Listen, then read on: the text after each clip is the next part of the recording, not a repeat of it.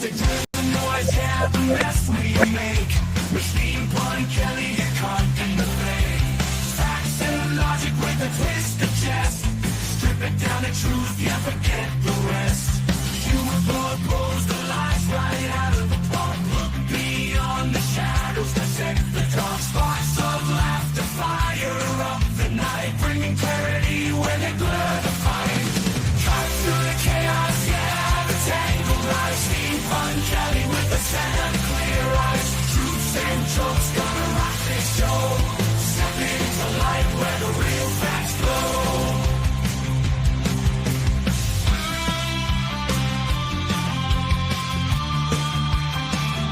Step into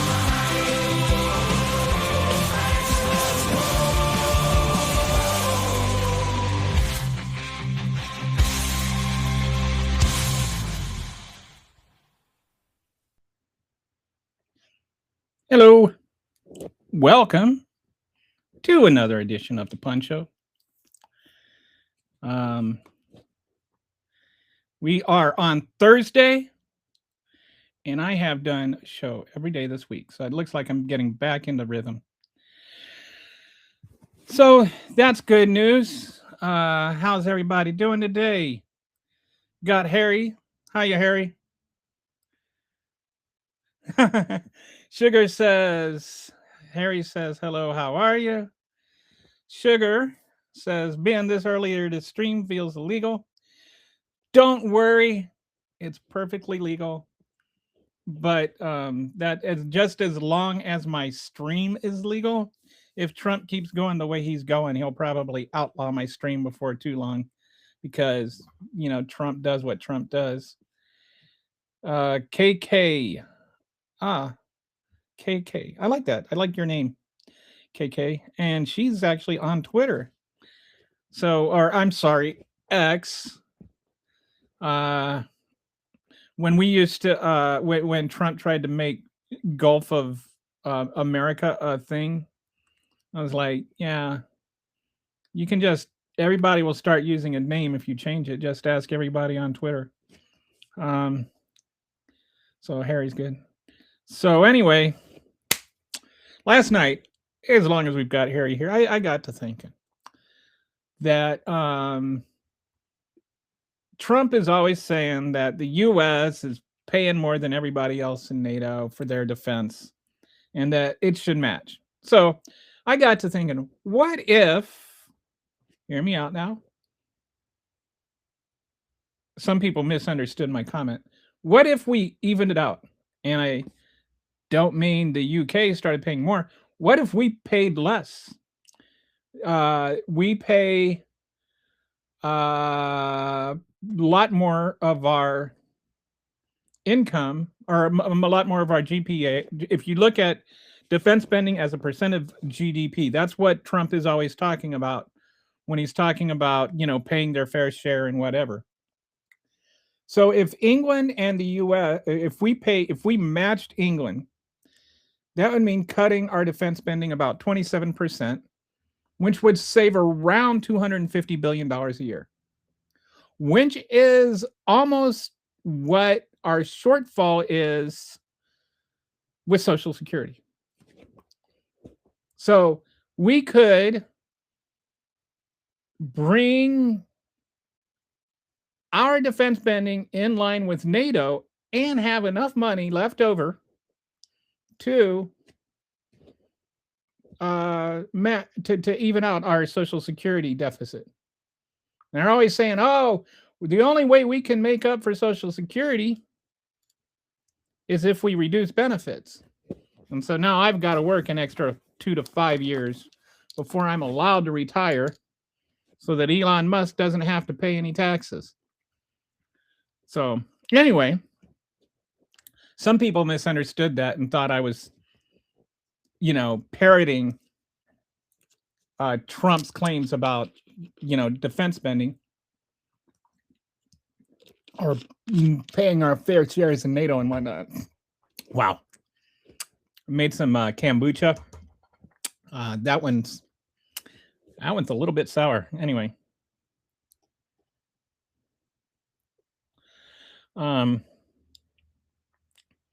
Harry says, what did you think of the VP's press conference yesterday?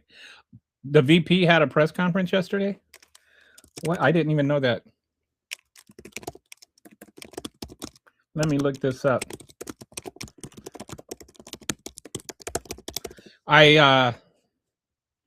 Yesterday after the show, obviously during the show, I'm not looking at the news. I kind of tuned out of news. So okay.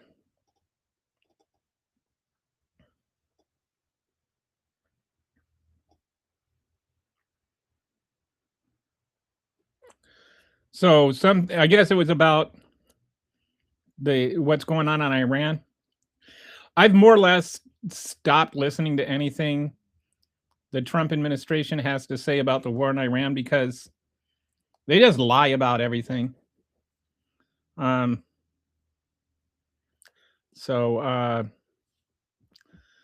the war is over, it will be over. And this is my consistent thing.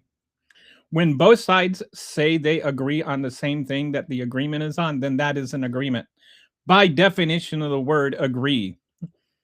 Like if I tell my wife to do the dishes and she doesn't do the dishes, I can't go back later and say, we agreed you were going to do the dishes. And she can say, no, I didn't.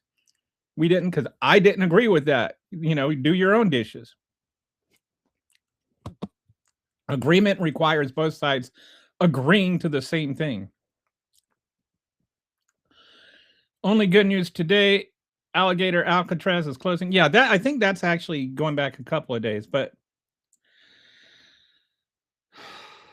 yeah. Where are all the people that were running a victory lap around Alligator Alcatraz anyway? And they were all gloaty and happy about how like stripping away human rights from human people was disgusting. Currently, the U.S. spends 3.2% of GDP on defense, which equates to around $954 billion, but he wants us to spend 5%. Effing hypocrite. And here's the thing. I think you're right. U.S. spends 3.2%, and I think UK spends around 2.3%. And so if we, or is it 2.3 or 2.6, something like that. I don't remember off the top of my head. I don't remember. But it comes out to about $250 billion a year in a prorated difference. And if we were to cut our defense spending, we would, by 27%, if we were to cut it dramatically like that, we would still by a rather large margin spend more money on our defense than any other country in the world.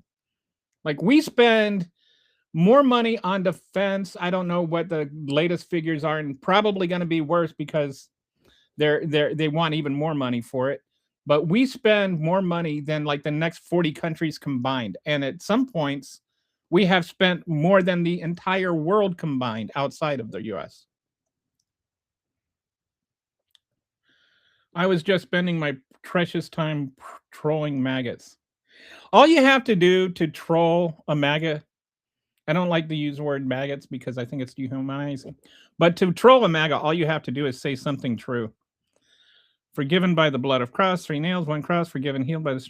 Yeah, this is not a religious channel. I'm a Christian.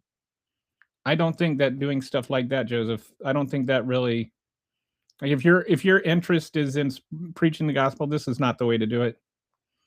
We spend 2.3%. So I was right, 2.3%. Currently, we went to 2.5% by the end of this parliament. So by 2029. It would be nice if we stopped trying to make enemies for everybody. It would be really nice. It would be really nice. Except for, to give him credit, he's made friends with Kim. He's made friends with Putin. What do you guys think about, there was this whole thing that came out where, somebody like a historian, he said a historian said he was the most powerful man in the history of the world. So I don't like Maggie Haberman. She can be a little bit annoying with her MAGA on the street interviews. But anyway, Looks like this book has some value in it. It's with Swan, and they wrote this book. Now, really, like inside the White House, they had, they had recordings and stuff. I mean, what I think is interesting about this book is while there's some really critical things in there, the White House is not challenging a single thing. That is a single detail that's in there. So they must have some serious receipts. So anyway, Trump was bragging about how he was the most powerful man in the history of the world, according to a historian. And then, so Swan tracked down this historian, and it turned out the guy is a caddy for a golfer. I forget which golfer. I forget the name of the golfer. Gary Player, I think. Anyway, he's just a caddy who is a history buff. It's not like a real historian. But the other interesting thing is the other people on his list of the most powerful people in the world were like Hitler. And it's like, okay, it's okay for Gary Player's caddy to compare you to Hitler, but when I do it, I'm all bad. Anyway, I thought that was interesting. So yeah, he's making friends with people like Putin and Kim and, the authoritarian dictator Hitler types. But he's burning bridges with Italy and England and like every country that has ever been our friend. And then 3% by the end of the next parliament, so 2034. Our highest expenses right now are Social Security and helping foreign nations. Is it? All right, first of all, this is irresponsible rhetoric. Our highest expenses right now are not Social Security. Social Security is a separate budget. You can't sit there and confuse that with what we're paying for our federal taxes. Social Security is a retirement savings that we put money into. There is a separate tax for it. So get away from me with this little MAGA talking point.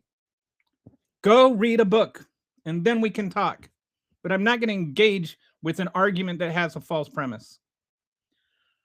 Following politics is neurotic. Okay, there are other channels. Go ahead. I don't know what makes it neurotic. I think that ignoring politics is sticking your head in the sand. You live in a country, you should at least be aware of what's going on there. Like Starmer resigning. We talked about that yesterday. At least Trump was there to announce it for him. I wonder why they don't. Why? Who doesn't what? I'm sorry, I don't understand the. So Tom says, LOL. I don't know what he's LOLing about. So some guy says things and this dipshit thinks it's true. No. It's some guy. Okay, so I assume you're talking about the thing with Swan. Swan went and talked to the caddy. Donald Trump bragged about it, gave him the paper.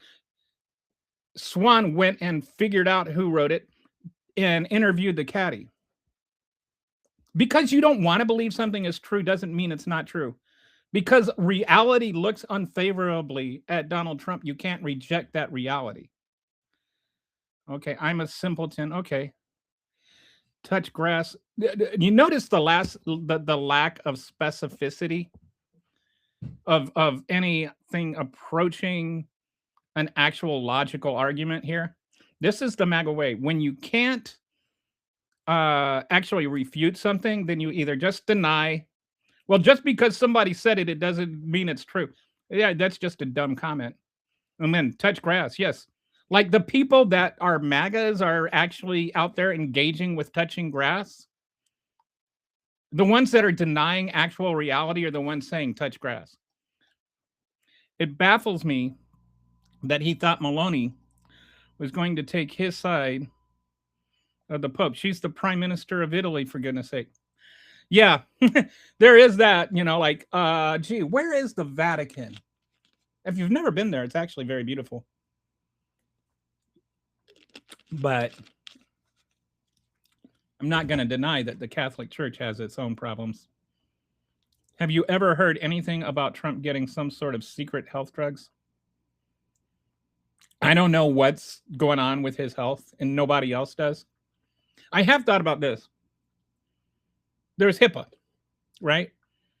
So if he lies about his health results, his doctors can't, whether they're, even if they're not sycophants, his doctors can't legally say, well, okay, the reason he's got all this bruising going on is this.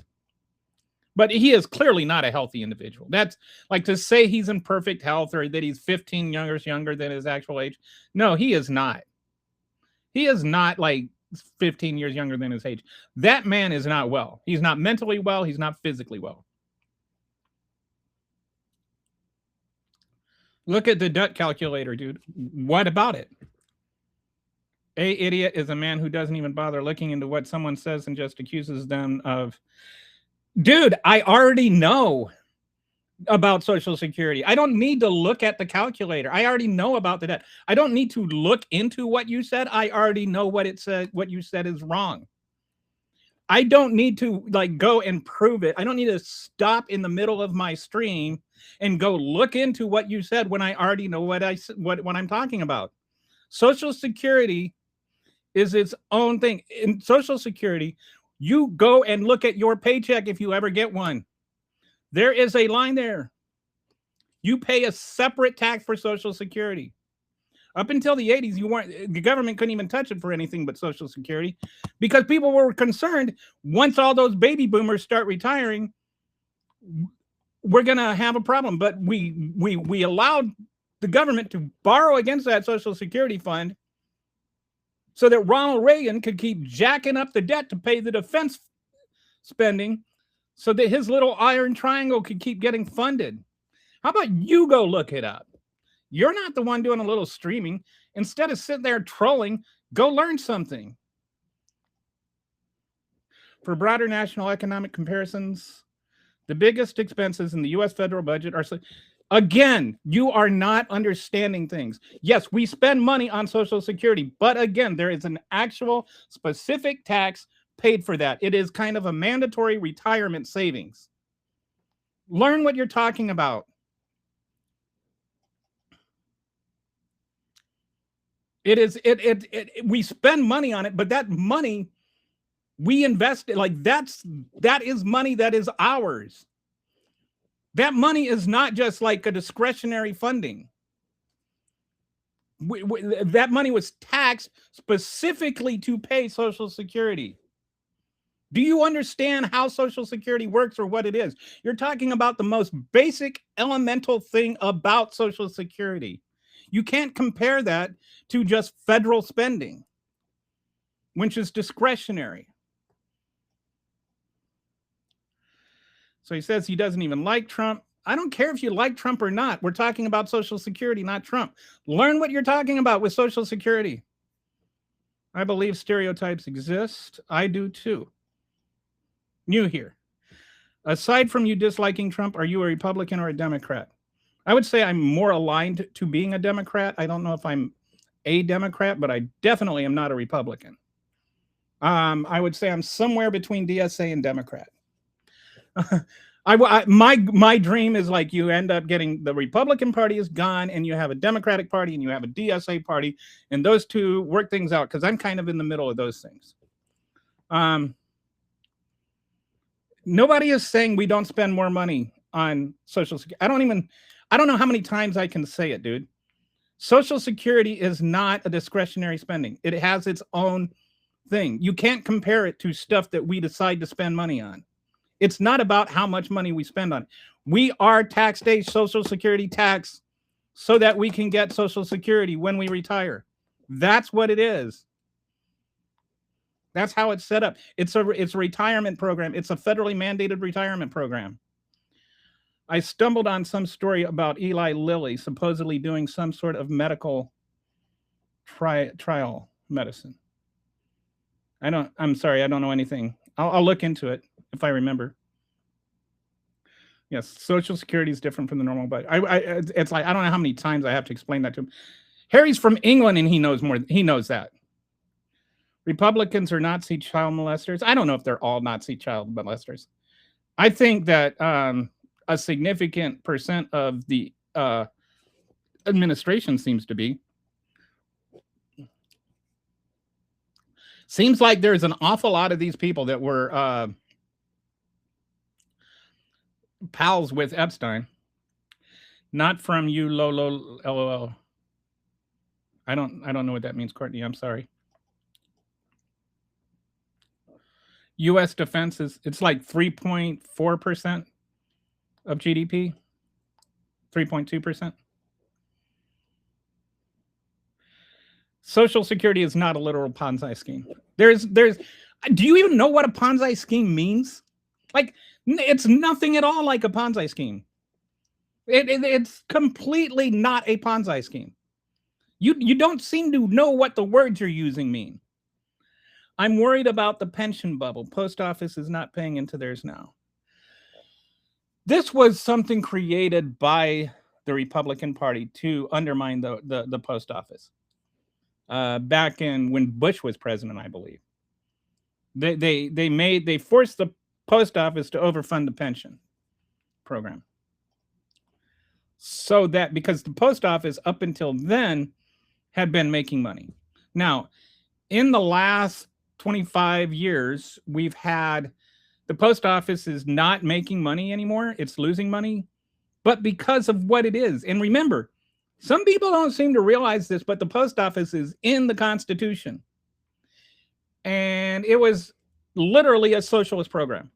And like it is a government run and operated company, which is why Republicans hated it, because it was really good, really efficient, really cheap, and it was making money. But then along came email. And when email came along and people started using email, people started using less mail. And when you have less mail, you have less stamps. When you have less stamps, you have less funding for the post office. But the same mailman, whether you have one piece of mail that day or 12 pieces of mail that day, still has to go to your house, still has to run the same route. So the price or the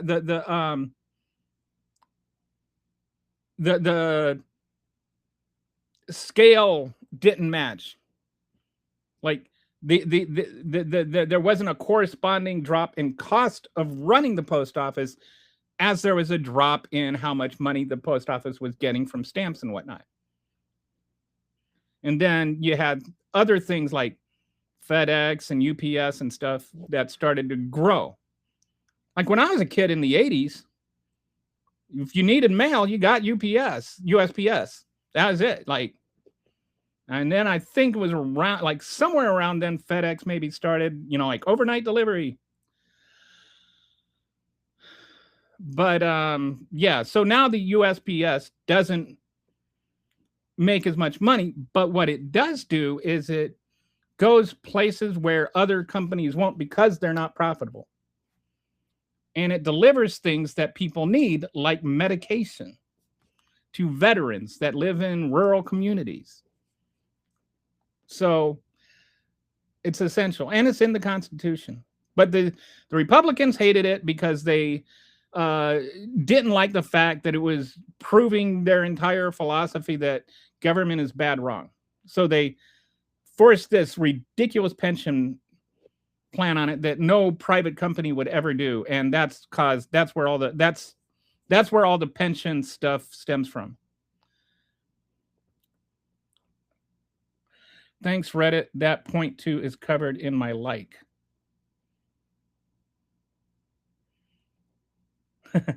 Okay, 3.2. I think I don't mind stereotypes in a comedic setting. I think they are only harmful if you are publicly, for no reason, going out of your way to reinforce it. I think we'll get to this in a minute. Stereotypes like they're eating the cats, they're eating the dogs, those are not okay. I think stereotypes like MAGAs need to wear hats to remind themselves of who they voted for, those are okay. It would only be a Ponzi scheme if a third party got the money. But in perpetuity, this would be paying citizens, so I disagree with your assessment. It's discretionary spending still. It is not. Social Security is not discretionary spending. Like, I don't know. Do they still teach this stuff in school? Now we have problems with cities like Philadelphia making late payments. I haven't looked into that. I'll look into it. Maybe there's something new that I don't know enough about. I invest how much to get what out, and the age to get it is what. All those questions have answers that you can readily Google and find out. And it depends on how much you make. And it's not meant to be tit for tat, you know. And to some degree, yes, how much you get out of it depends on how much you paid into it over time. And you have to like make a certain number of tax payments to get it. Certain vocations like ministers can opt out. But the whole point was, for those who apparently don't know anything about Social Security, what happened is the Great Depression. Okay. And after the Great Depression, we instituted, thanks to Franklin Delano Roosevelt, who also had his faults, like locking up, Japanese people for being Japanese people. I'm not trying to excuse everything he ever did, but Social Security was still a good thing. And what Social Security is something economists call an automatic stabilizer. And what it is designed to do is limit things like another Great Depression. So that if everybody loses their savings and the stock market crashes, elderly people still have money that comes in. They still have money to live off of. It's like, I don't understand why people have issues with Social Security. And then when I start asking questions, it almost always seems like they don't really understand what it is or how it works. Stupidity is a choice. MAGA people choose to be stupid just to get a rise. My wife gets mad at me sometimes when I say people are stupid, but this is what I mean when I say people are stupid. Exactly this. I don't think stupid as being like you don't have the mental capacity to apprehend a thing, to understand a thing. But when you choose to just not learn a thing, that to me is stupid. It's obtuseness.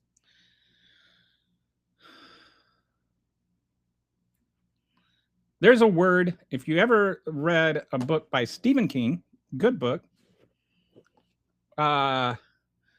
It's February 22nd, 1963, I think is the title. I'm not positive on the title, but I think it's the date.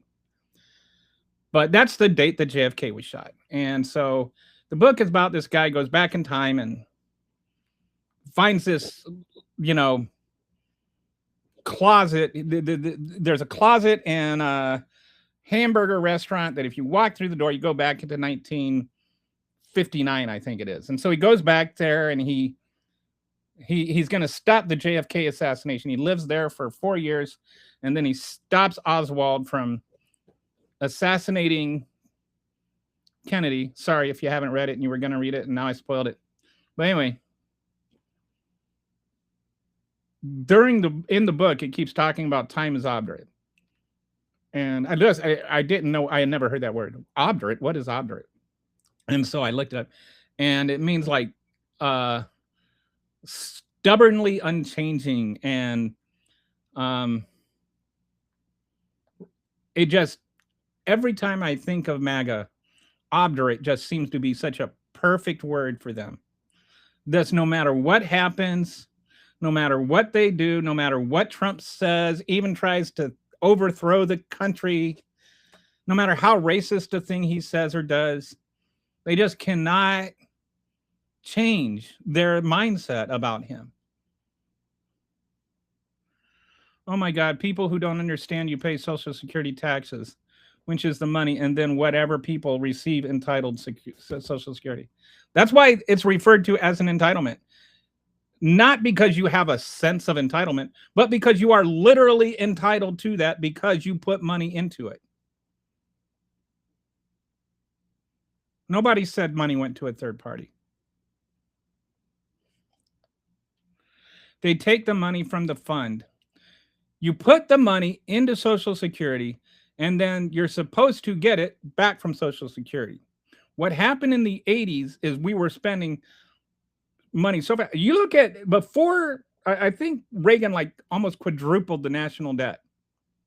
Like you want to go back to where, you know, tax and spend really started happening. Well, he didn't tax, but he still spent. The spending went way up under Reagan. Like Republicans, either they don't know it or they want to pretend it didn't happen or whatever. Especially defense spending and GE. And anyway, that's a whole other thing. But anyway, spending went way up under Reagan while he cut taxes. Now, if you go and you know, if you get your pay cut and you get a reduction in salary, and then you go up and you start maxing out all your credit cards, you're going to have financial problems. And that's what happened in the 80s. And so we had so much debt that we're like, how are we going to, you know, what are we going to do? And then they say, oh, well, let's borrow against Social Security. So that Social Security money that all those boomers were paying money into, they started borrowing against it. Now those boomers are retiring. That money is not there because we already borrowed it. And that's why we have issues.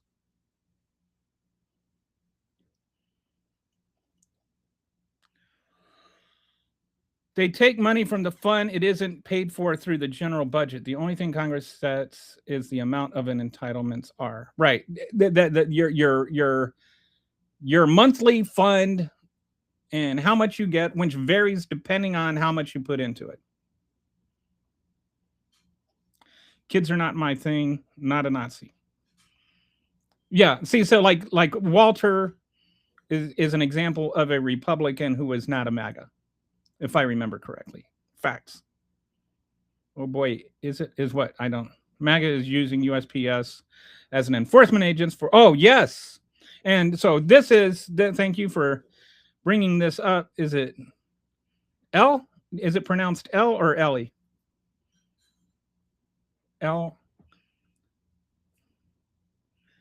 Can I call you 11? No, I'm just Stranger Things joke there.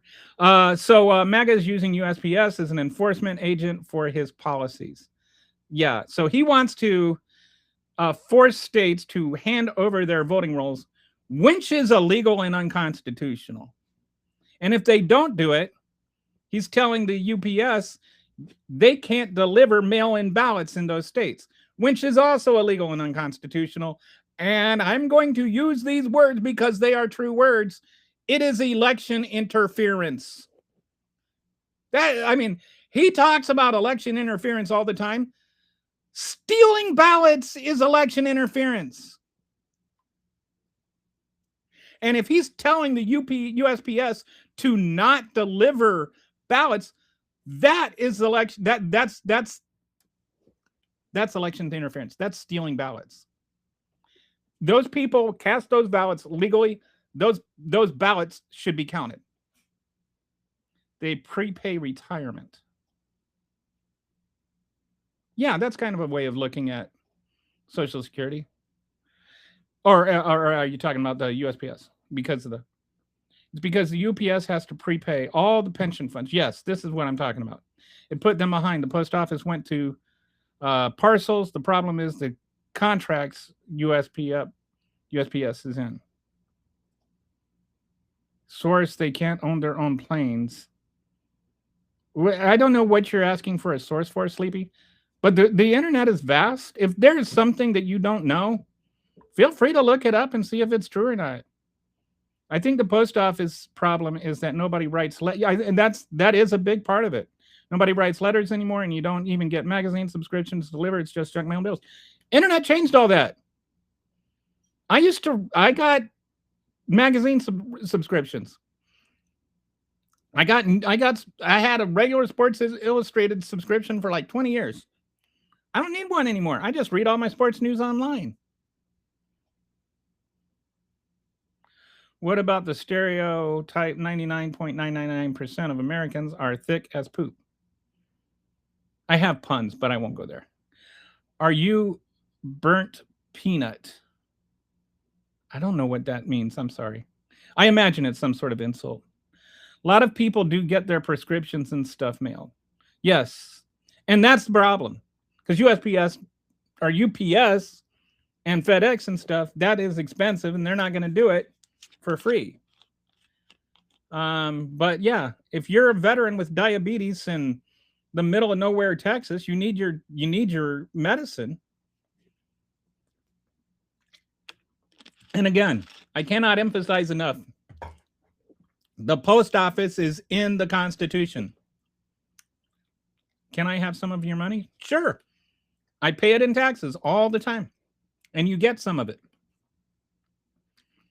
I know one thing that's a scam. Publishers Clearinghouse, they went bankrupt. No more lifetime payments. Oh, I didn't know about that.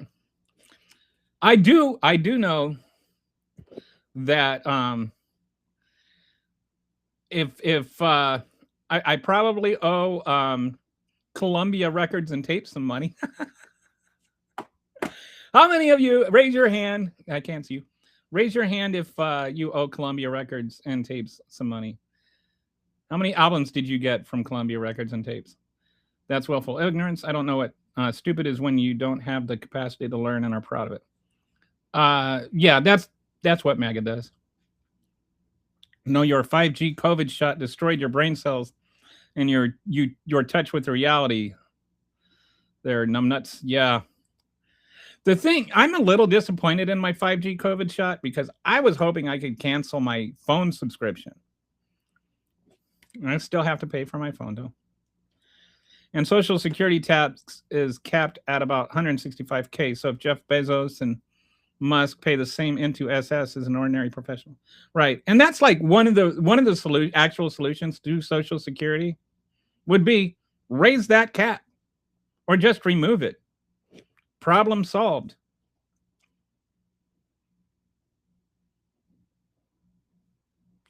Can you go ask your boss to give you a 25% pay up? Oh, is that how they say pay raise in England?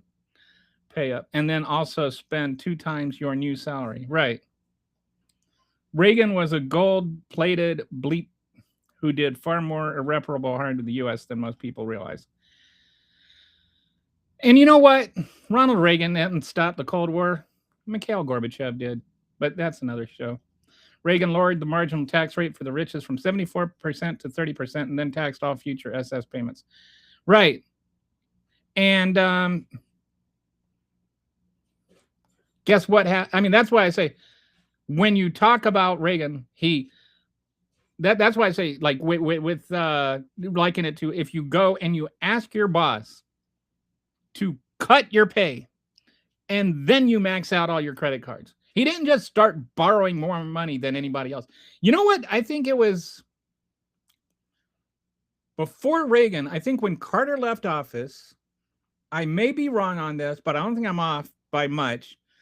The national debt, not deficit, the debt, the total money the United States owed was $600 billion. When Reagan left office, it was like $4 trillion. I have to do this. Well, I would imagine you wouldn't be a very good Republican if you disagreed with me on Reagan. But I'm still right about the fact that under Reagan, that's when we started borrowing against Social Security. Under Reagan, he drastically cut the top marginal tax rate, and he also started spending a lot of money. And then there was a whole thing called an iron triangle, and that he really embraced. And the iron triangle was like 3 points to a triangle, right? And so you have the lobbyists, the executives in the executive branch, and the government executives, the lobbyists, and then you had the like the people in Congress. And so like you would run for office, you'd become a representative, right? And then a lobbyist would court you and fund your things, and you'd make all this money off the lobbyists, and then once you resign from office, then you'd go and you join the company and get a chair board or something, some kind of funding from there, or you would be a member of the executive branch and you'd get all kinds of favors done there, and then you'd go to so there was like the same people that would be in these three groups: the lobbyists, the government, and the corporation. And they had this relationship, or it'd be the same people just sitting there bilking the taxpayers for like billions of dollars. And we talk about fraud. That is the fraud. Pattern recognition is not racism, right? So when I see people that have sunglasses sitting in their driver's seat with these profiles that keep saying stupid racist things, I assume that they're racist. But anyway, I don't know where that came from. Why?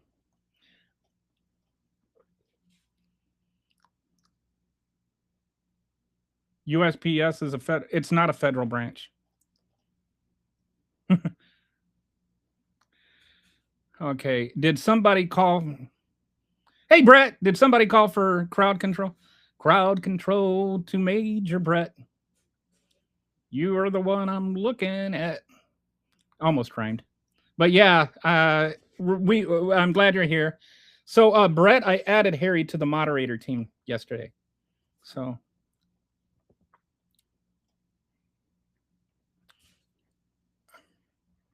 yes, I can. If an American citizen puts a ballot in an envelope and mails it according to law, then they are cast legally. That's the entire issue. No, the entire issue is that people are lying. Donald Trump doesn't get to decide. Like, let me explain this to you, because you don't seem to be very sharp. The Constitution lays out who decides how to run elections. And it's not the post office. It's the states. Donald Trump wants to tell states how to run elections. He is not allowed to do that. The framers didn't accidentally leave the president out of the process of deciding how elections are run. They did it on purpose because they didn't want kings. Rainbow Kitty! Woo! Hey, buddy. I was just thinking about you yesterday. I was like, man. So I started back a little bit last week, and I think I'm back. This is Thursday. I've been on every day this week. I think I'm starting to get back into my rhythm. I just needed to take a break, but I'm back. I'm glad to see you. Somebody was asking about the other kitty yesterday, and I was like, no, she's been around, and Brett's been around, and Harry's been around, and I'm like, but I haven't seen Rainbow Kitty yet. So now, no, you just stated an empty, hollow opinion. You stated that they were illegal. There, you have zero evidence that every single ballot mailed in California is illegal. There's no evidence of that, and it's not true. So go sit in a corner. You're on timeout. Go think about what you've said. You've been a bad boy. We're not engaging in sophistry here. So you're on timeout. Go sit in a corner. It's been a while. How's it been? All right. That mail-in ballots aren't properly cast. Your propaganda is not a given fact. Right. Yeah, we're not engaging with your little nonsensical, silly arguments about whether or not the mail-in ballots are legally cast. The president of the United States does not get to decide which ballots are legally cast. It's moot.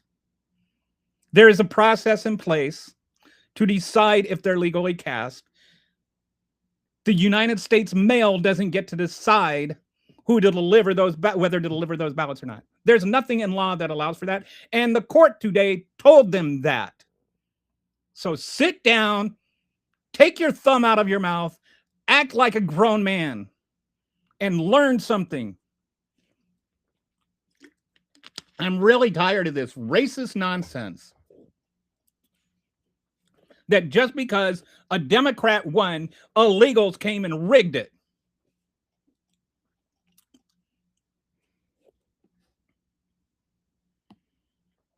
The USPS does not answer to the president. The USPS answers to the Constitution. The USPS literally does not answer to the president. Like, there is nothing in there that says that. I don't know how to explain this in ways. I mean, Harry isn't the one that's confused. USPS has a board of directors that it answers to.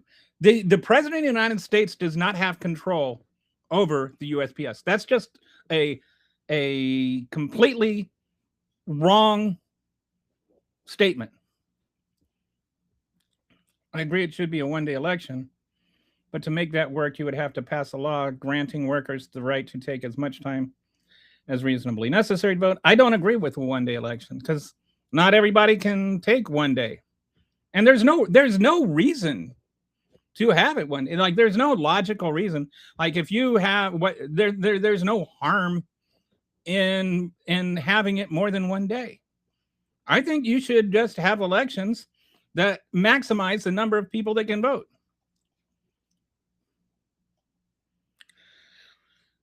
The president's orders to USPS can never be unlawful unless the Constitution. Yeah, the Constitution literally says otherwise. It says that the states decide how to conduct elections. It's all laid out in the 14th Amendment. Feel free to read it someday. Okay, yeah. All right, we're getting rid of this guy. I just, once he starts going into COVID was done on purpose, you're not worth engaging with. You're just a silly little propagandist. So yeah, we don't have that guy around here anymore. If we weren't allies with Israel, we could have saved over 20 trillion tax dollars. But more importantly, over 5 million people globally, including over 40 Americans, would still be alive. I don't know about those numbers. This seems a little bit of a reach. I disagree with the way Israel is conducting things right now and Bibi, but I'm not going to use that to go on some kind of anti-Semitic rant. Like, I think there is a place for Israel to exist without Israel existing in the way that it is existing right now.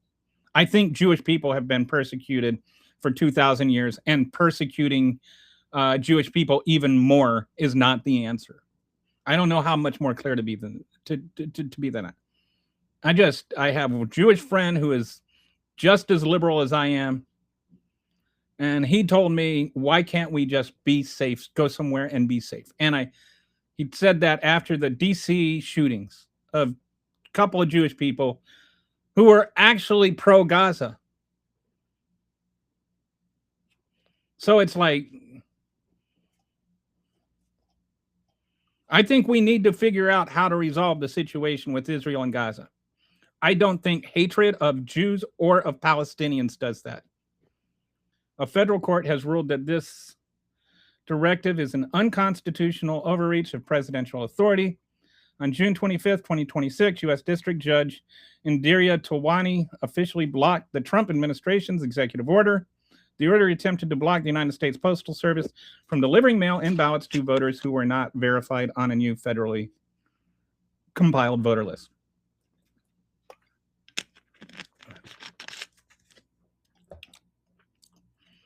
Only the U.S. Congress has the power to alter federal election laws or change the statutory obligations of the U.S. All right, so just going to browse down and see. Rainbow says, understandable. I also needed a break from it all. Plus, it's Pride Month. That's right. Congratulations. I love it when people are like, what about Street Pride Month? And it's like, there's 11 other months of the, and it's like, not like anybody ever tried making straight illegal. Although to listen to the self-victimized MAGA crowd, you'd think that right now people are being arrested for using, cisgender bathrooms or something. My grandmother was a chief postmaster. My grandfather was a chief postmaster. My father worked for the Postal Service also after he got into the military. I have an uncle that was a postmaster in California. He was like in charge of like the whole San Jose, San Francisco area. I think he's retired now. I think Congress as a whole is a joke. Over 87% of U.S. people are in favor of voter ID. Okay, I don't know what this is supposed to mean.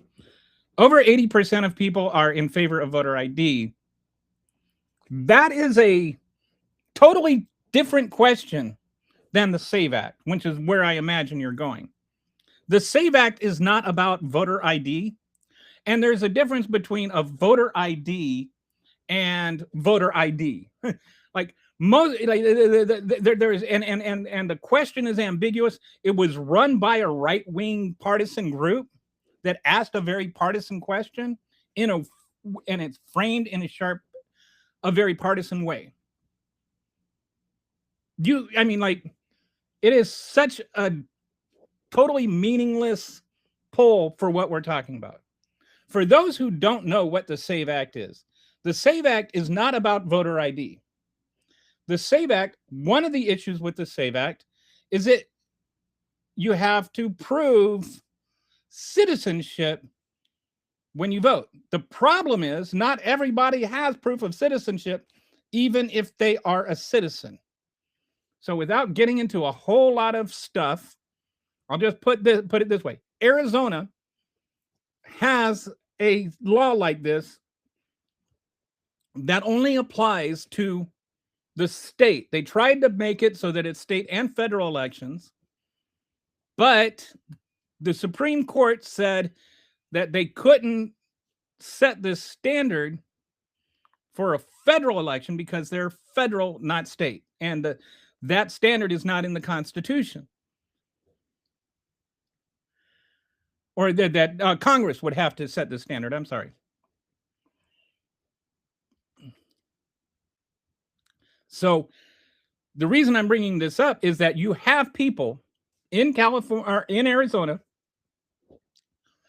that are registered to vote in the state, but are in the federal elections, but can't vote in federal elections because they simply don't have access to their proof of citizenship. These are not people that they're not too dumb. Like, oh, you're saying black people are too dumb to get their birth certificate. No, that's not what I'm saying. And like, this is the argument of a coward afraid to learn. All right. There are people that don't have access to their birth certificates because birth certificates don't exist for them. There are people, believe it or not, born in the United States who never got a birth certificate when they were born. And there are people in the United States who were born in the United States that got birth certificates when they were born, but then that birth certificate was destroyed through no fault of their own. So like a big example is Hurricane Katrina in Louisiana. A lot of people in Louisiana don't have access to their birth certificate because what happened is Hurricane Katrina. And that destroyed a lot of the original, the hospitals and stuff where not all the birth certificates were digitized yet. And so they simply don't have access to a birth certificate, these people in Arizona. And if you project the percentage of voters in Arizona across the nation who are legal U.S. citizens, but just don't have birth certificates, there's about 2 million people that just don't have birth certificates. Other than that, they're born in America, they're American citizens, they're over 18, they have the right to vote. There's nothing in the Constitution that says you have to have a birth certificate to be allowed to vote. And that's what this law is trying to say. And, okay, there's other, you can have a passport.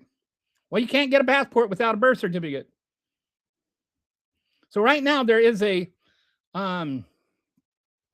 you can just swear under the penalty of perjury that you're a U.S. citizen, and then that counts.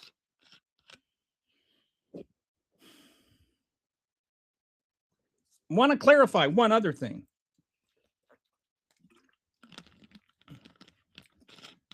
There have been people busted as non-citizens for voting illegally.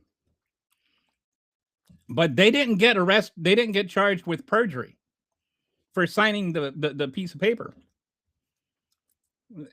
They had fake birth certificates. So the SAVE Act wouldn't even prevent them from voting. That's one of the issues with it. Is it disenfranchises millions of Americans, literally millions of Americans, on the pretext of stopping something that isn't even happening in any meaningful way. The Heritage Foundation wanted to prove how ubiquitous this voting was. So they set up a database. They absolutely endeavored to find every case of voting fraud over the last 45 years that they could. And they could only find less than 100 cases of undocumented people or of non-citizens voting. Not all of those were even undocumented. Less than 100 people that are undocumented have voted over 45 years. That's not swinging elections. We don't even know how they voted.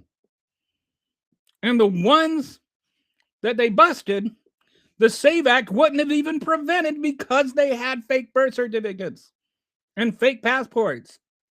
They used fake documents that are allowed by the SAVE Act. Okay, that's problem number 2. Problem number 3 is there are a lot more people, somewhere around 40, 50 million, depends on how you count it, that have birth certificates, but not immediate access to them, or else they'll have like a birth certificate, but their current name is not the same name that's on their birth certificate. The states would have to set up some sort of system to where they could, validate that, this says Gina Robinson, your driver's license says, Gina Stallworth. Yeah, that's not you. It's not like there's an adult picture of you on your birth certificate, right?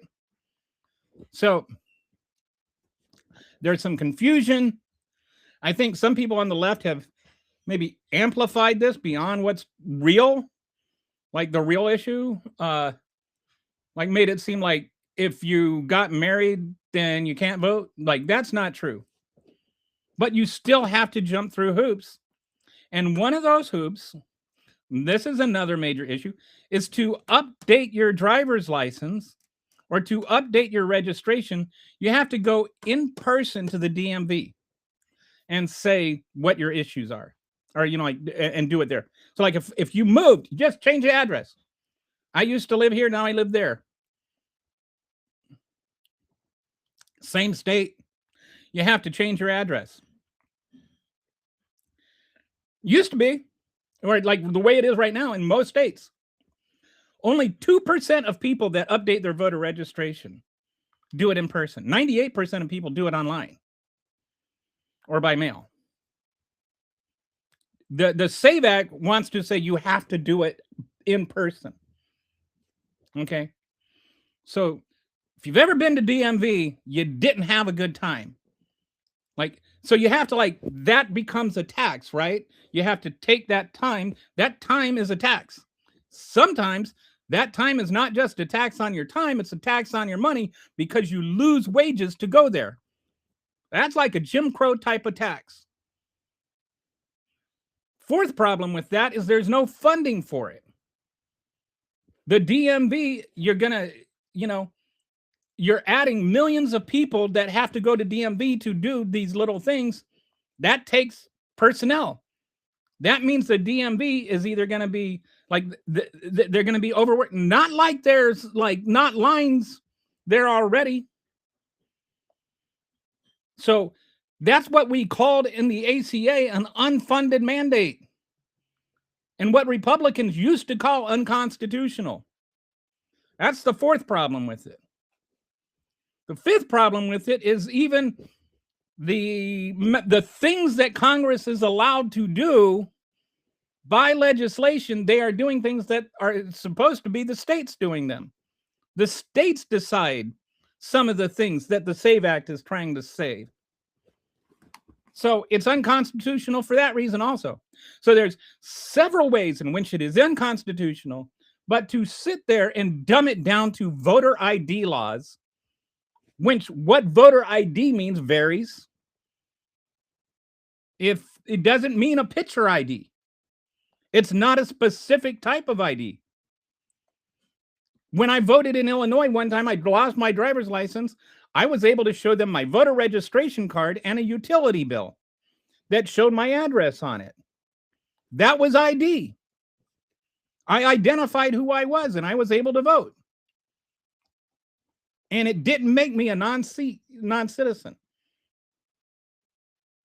So yeah, get your SAVE Act out of here.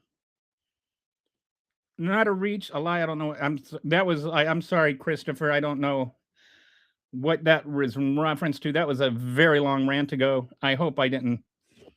Anyway, apologies. Show me where you got your 80% figure. There's like a right-wing poll where they kind of ask the question disingenuously. Like, should you have to identify yourself before you vote? And like, by the way, your driver's license does not constitute a voter ID. It would not work for most people unless you specifically paid for a driver's license that says you're a citizen. Take out your driver's license, and if it says you're a citizen on it, then you would already know that because you already paid for it. And it's only allowed in 5 states, and you have to pay extra. If you don't live on the border of Canada or Mexico, there's definitely no chance. They're there as like a mini passport. So that, like, if you don't want to carry a passport around with you, you can carry, and you got to go back and forth across the border all the time, you can just show them your driver's license. That's what it's supposed to serve as.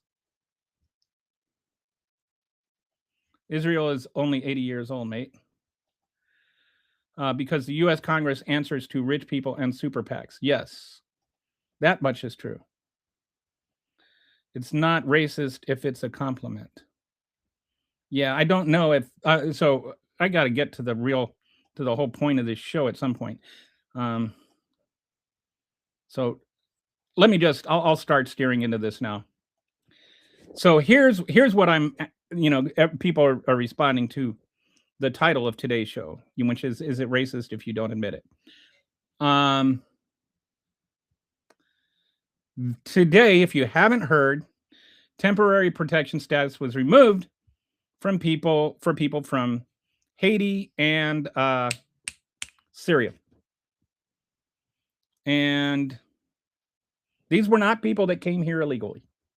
These people came here illegally. They were never illegal. So let's just clear that up right away. Everybody that is on temporary protection status is here legally and has work authorization. They're not living off the government dole. They have work authorization. A lot of them actually work in the healthcare industry from Haiti. And this is like if you have a loved one in hospice or in a nursing home, it isn't really going to impact those two industries because there's a lot of Haitians in both of those industries. But this is the dissent on this is really worth reading. But basically, the Supreme Court said they didn't say it's legal for Donald Trump to do what he's doing. They're saying that there's no judicial review for what Donald Trump is doing.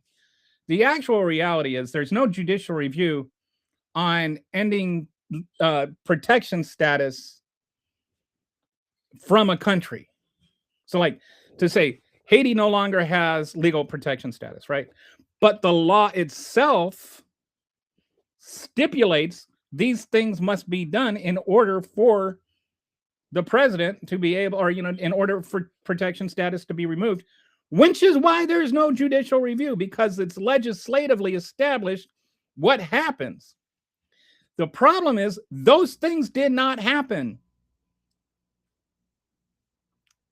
It is incredible that the Trump administration would, one, have you believe that Haiti is fine now.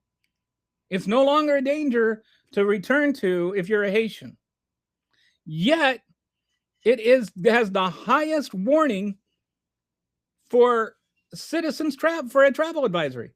They tell you, don't go there. It's too dangerous if you're an American citizen. But at the same time, they're telling Haitians, go back there. It's fine. So which is it?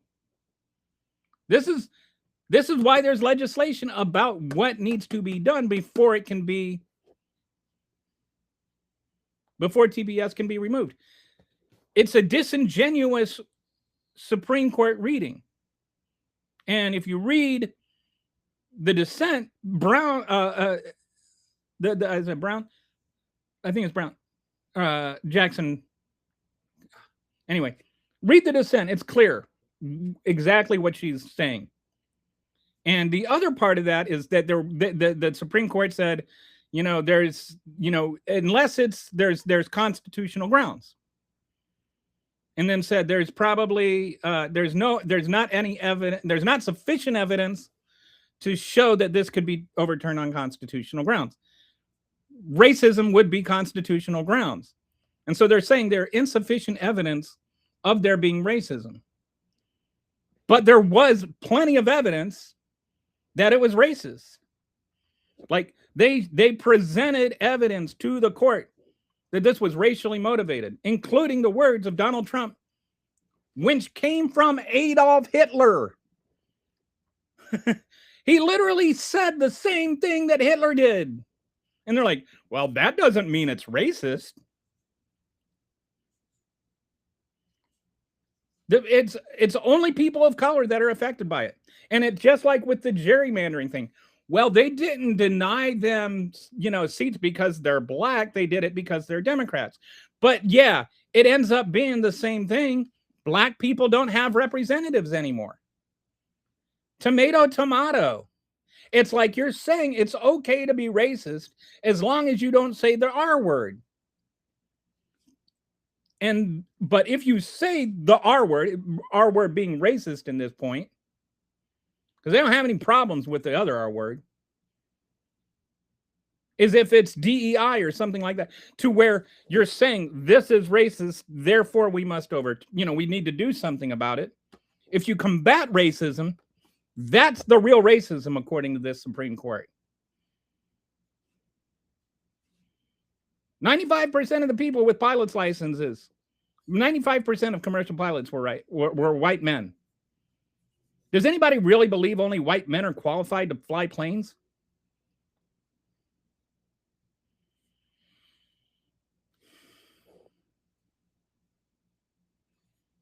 So anyway, it was obviously racist.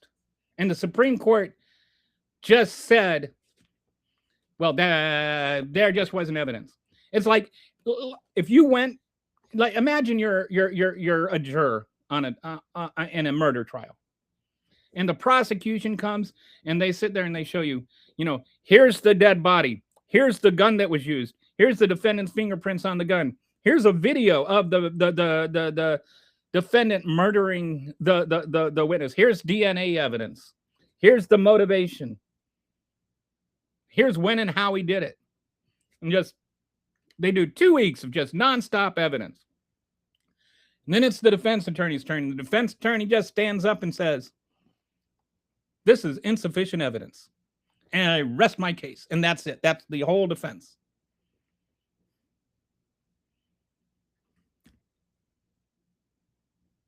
You think the jury's going to go back and go, well, the defense said it's not sufficient.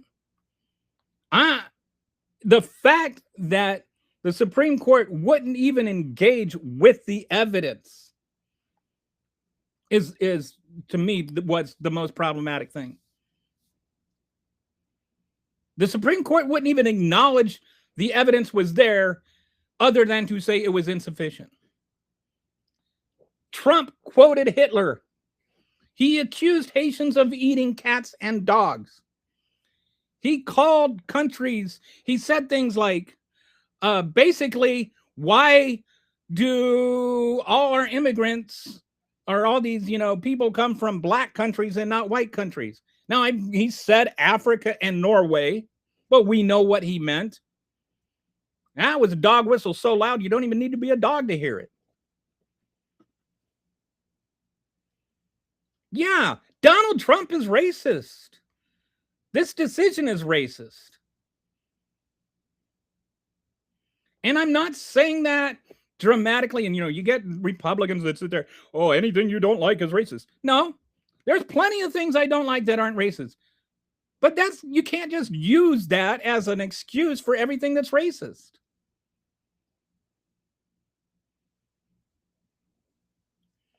So, anyway, let's go back to the comments. How am I supposed to show you where I cannot send links? I have something, look it up yourself. I can't help it if you can't send links, but you could state a fact and tell me where it is. Just tell me what website. State the fact. I'll look it up online right now. I'll look it up with you. God's chosen don't choose themselves. No. Don't type what you can't prove. I know it to be true. You just have to. What to be true?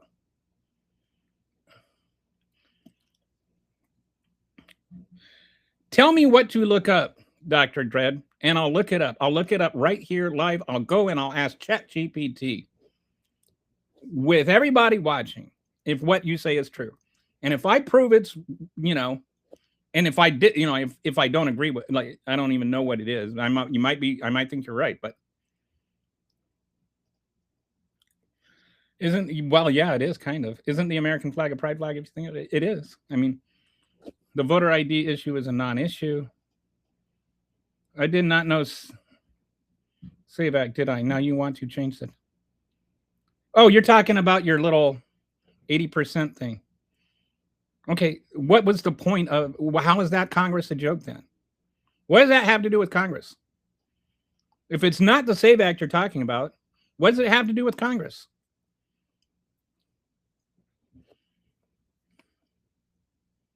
Why do both sides of the voter ID argument always frame it as such a decision? It's not a voter ID argument.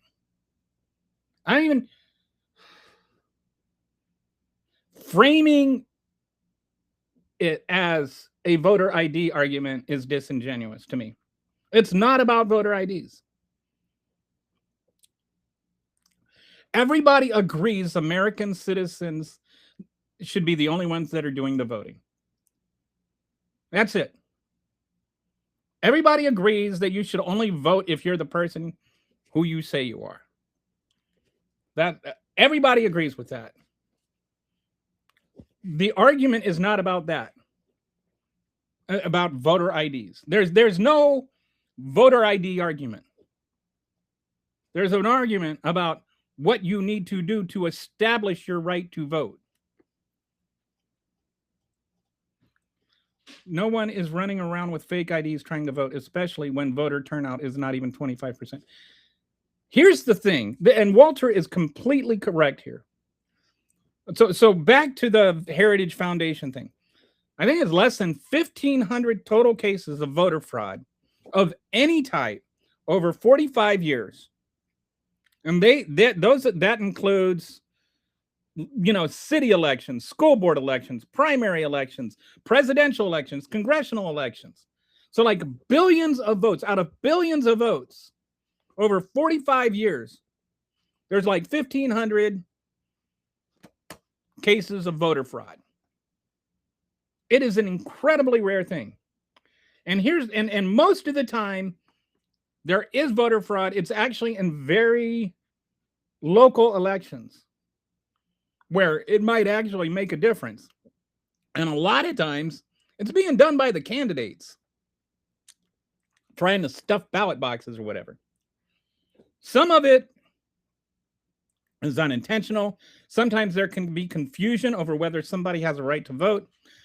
Like if you're an American citizen, I want to say this right. If you're an American citizen living in Puerto Rico, you can't vote for a president. But if you're if you're a Puerto Rican American citizen living in Puerto Rico, I want to make, I think I have this right, but correct me if I'm wrong.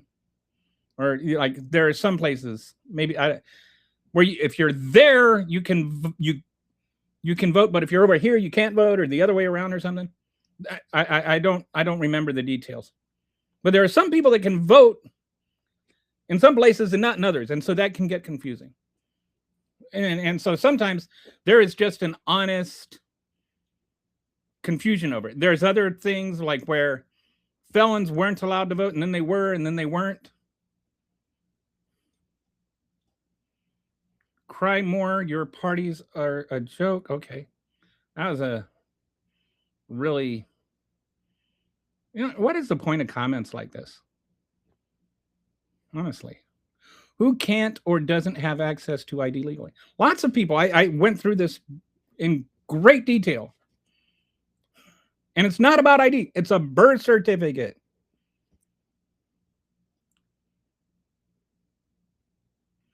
Don't IDGR married women change their name when married. I need 2 forms of ID that match your legal name, meaning your birth certificate is no longer a valid form of ID. But there's some stuff in the bill that says that the states can determine how to do that. So like if a woman brings her birth certificate and her marriage certificate and her driver's license to DMV, then she can get it all worked out. But she has to go to DMV to do that. And DMV has to supply the personnel to do that. So it's still an extra hoop they have to jump through. So even if even if it is resolved, it's still a tax on that person. Peasant pilgrims. They technically weren't because there was no law against pilgrims. IDGR, what percent of voter fraud occurs in the U.S.? Tell me what percent. It's like 0.00001%, I guess. What is, okay. 2 billion. So 1,500 is 7.5 times 10 to the -5th % of 2 billion. So a number so small that we don't even have a name for it or word for it. I mean, it has become more of a pride flag as of late. Yes, American patriotism is it's almost like that it's just become a hate symbol, in all honesty. Well, you got the "you're" right. I don't know what the rest of that is. But congratulations on joining the war on apostrophes. Prideful peasant pilgrims. When you see MAGA put flag out, tell them Happy Pride Month. Trump didn't want to pass the bipartisan affordable housing bill because he wanted the SAVE Act passed. Yeah. And here's the thing. Like, if you are a regular on this, watching this show, you will know I am a solution-oriented person. And I have said over and over again on this show that what really bothers me is that we can't talk about the actual problems. Can't talk about actual solutions because we don't address the real problems. Like, there is no problem with voter fraud. Like, that doesn't exist at all. We're sitting there spending all of this time and energy debating something that is not a problem. And we're creating a problem of disenfranchising millions of people to solve a problem that doesn't exist, because the real problem is Donald Trump knows he is doing so many illegal stuff. If the Democrats take over, he's going to be a thrice impeached president, as he should be. And he knows it. So anyway, just based on his illegal war with Iran, which the cowards in Congress, the Republican cowards, can't even own up to that. Can't even just point out, I'm sorry, the Constitution says that Congress gets to decide when we declare war. But anyway, they're cowards. But the affordable care, in its defense, Congress did the right thing with the affordable housing bill. They worked together to solve an actual real problem. Good for them. I mean that. Both the Democrats and the Republicans that worked together to resolve what is really a big issue. And both sides had input, and both sides really had things to say and contributed to it. This was how our government is supposed to work. But then little Mr. Narcissist decided that the more important thing was to disenfranchise millions of people who weren't going to vote for him. Except the problem is they're not just going to not vote for him. They're also, they're not going to vote for Republicans either. Republicans get married too.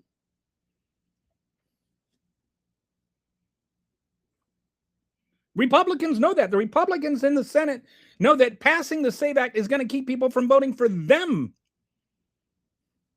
Not just against them, but for them. That's why some of them don't want this passed. Even if you got rid of the filibuster, I don't think the bill could pass.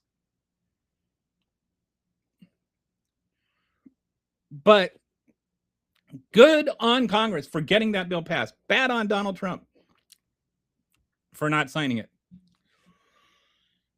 Any state or county courthouse has records. They filed income taxes that prove their driver's licenses. Military has records. No, they don't. The USC states. I don't know what all that's about, but it has nothing to do with the SAVE Act. The SAVE Act says specifically what counts as proof of citizenship, and none of that is in there. Even military ID. You can go in there and show I'm a member of the military. I'm active duty military. That does not count as proof of citizenship because you don't need to be a citizen to be in the military. Or tell them you like their pride flag. Oh yeah, that's that. Oh, that's some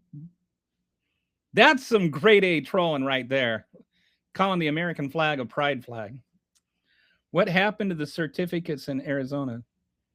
Tornado, different things. There's all kinds of natural disasters that happen or people that weren't born. I don't need to identify why all, the hundreds of thousands of people that don't have birth certificates in Arizona don't have them. There's no law that says you have to have a birth certificate. They're not doing anything wrong. Who cares why they don't have them? They don't. Please stop the what I'm trying to stop the misinformation. That's why I'm correcting it. If I'm saying something wrong, tell me what is wrong. I'm happy to engage and look up things, but this is just like I will from now on. Oh, well, that's actually fantastic. Oh yeah. Mainly Republicans. What is IDGR? I'm sorry, I don't know what IDGR is. If a married woman changed her name, she no longer can vote if she doesn't have two valid forms of ID. It all depends on the state and what they decide. The SAVE Act is indeterminate on what it establishes the state has to, figure out how to handle this. So each state could do something different. So it's a stretch to say that if your marriage certificate doesn't match your birth certificate, or if your driver's license doesn't match your birth certificate, then you can't vote. You just have to establish that you got married and this is your new legal name. But you have to do that at DMV if you haven't already done it. That's UR history. I don't know what that means. Hey, Dusty. Man, we're getting the whole crew back together today. So, Dusty, you were asking about Rainbow Kitty yesterday. Rainbow Kitty is back.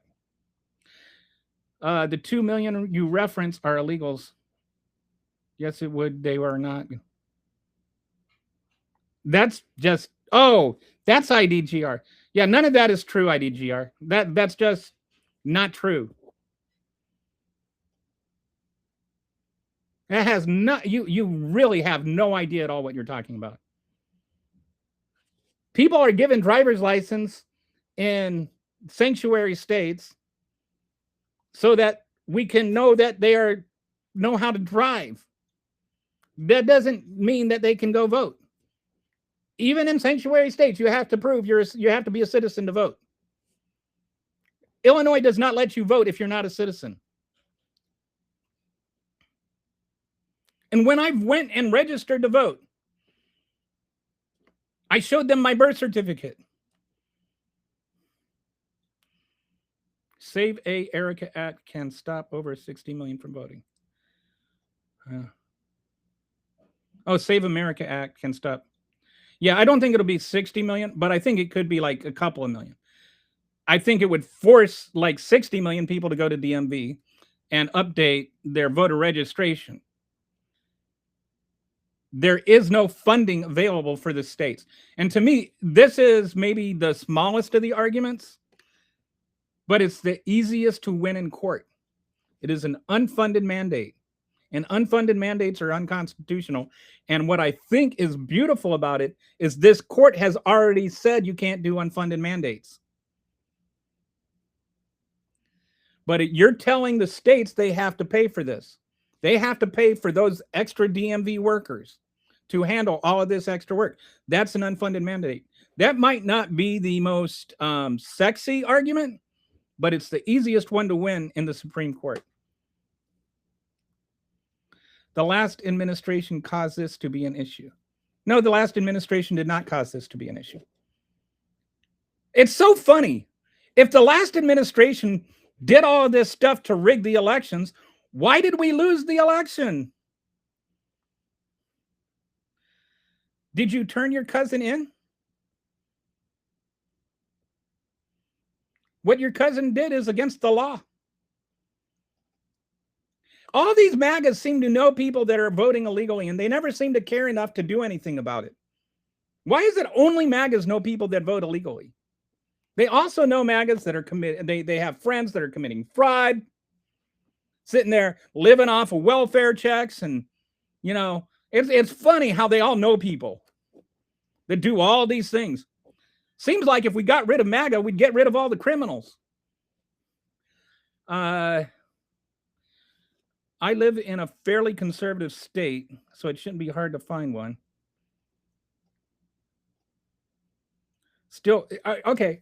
Still way too many. This is okay. How many people are you willing to disenfranchise for every illegal, every non-citizen that votes? What is the trade-off? If a million, is it okay to like disenfranchise 1 million people for every non-citizen that votes? How about 100,000? Because it starts to feel like you don't actually care about whether or not American citizens are allowed to vote. It's whether or not your side is going to win. It's incredibly rare. Call me a fruit. So I'm just going to call you fruit. She's right, or he's right. Fruit. I guess fruit isn't it. Fruit is right. It's an incredibly rare. And this is another thing that people don't think of, is there is a risk-reward factor involved here. The risk, if you get caught, especially if you're a non-citizen, you are going and you are signing your name on a piece of paper, and you're saying, and you've got your address on that piece of paper. And signing that piece of paper that your address is on is an actual crime. Right? Very easy to prove. You are almost guaranteeing that you are going to have your life destroyed if you are caught. And for what? add one vote to millions, there's almost no chance at all that it's going to matter that you did that in the grand scheme of the election. But there is a really good chance you destroy yours and your entire family's life if you do that. So the risk is extremely high and the reward is really low. And that is why it's not just not happening. It's not a concern. People don't do it. It's just not worth it. The payoff doesn't match the risk. Just for people's information, states are not legally allowed to enforce immigration laws. And that's true too, which is another thing. The whole thing about sanctuary cities, people don't seem to understand what that is. People don't even, like, MAGAs really don't understand what they're talking about most of the time.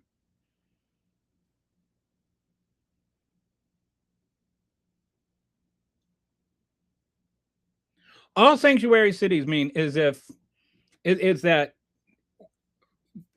you're not turning over your police to ICE, basically. In Minnesota, they made all this stuff up. There was not one single case where Minnesota refused to turn over an immigrant to ICE from prison. It was all made up. It was all over just fiction.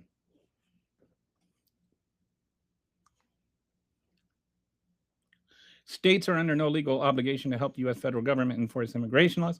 They are also, so this is the other thing, is that the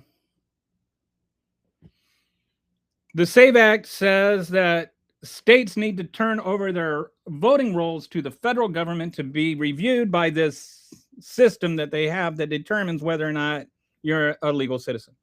The problem is that system they have has already been proven to have like a 20% error rate, and it keeps saying people aren't citizens that are citizens. That's the first part of the problem. The second part of the problem is so that they can say that 20%, they're not allowed to vote. You have to take them off your voting rolls. So then they get stripped out the voting rolls. And there's no guarantee. Like, you could get taken off in November, and a week later you go to vote. You don't even know you were taken off. They don't have to notify you and tell you were taken off. And then if you were taken off wrongly, there's no appeal. There's no conditional ballot that you can file. You just lose your right to vote because this stupid, unvetted, crappy program that's also illegal, federal government's not allowed to monitor who's allowed to vote in different states. The whole thing is just brazenly unconstitutional. I'm not making up anything. Ronald, he's not. Go look it up. I'm not. I mean, it is there. I've looked at it. I made videos about it. I'm not making this up. Trump just wants to eliminate women from voting because they got married and it's a different name. There's a lot of really inappropriate jokes I can make right now. Fruit says, yep. FYI, America is the #1 crackhead country in history. Prideful and stupid. I don't know what that means. If you're suggesting we do more crack than any other country, I imagine that's true, but it's not like crack has been around for a long time. It's only been around for like 40 years. And we definitely have more drug problems than most countries. States have a right to not help the U.S. federal government enforcing its laws, known as the anti-commandeering doctrine. It's so funny. How does Harry know more about American politics than MAGAs? I hate the smell of crack. It always smells like burning electrical wire. I've never smelled crack. I've never seen crack. You could walk up to me and hand me crack, and I'd be like, what is this? I'm kind of innocent that way. How did they get jobs without an ID or get... You can have an ID. You can have a driver's license. It has nothing to do with IDs. It is a birth certificate. You don't need a birth certificate to get a job. Who said you don't need a citizen? Not everybody that doesn't have ID needs assistance. My goodness. This is not a theoretical discussion. There are people in Arizona who can't vote because they don't have access to a birth certificate. That's not a theory. It's not an abstract thought. It is a definite reality. Look it up. Normalized, says T. To tap out. I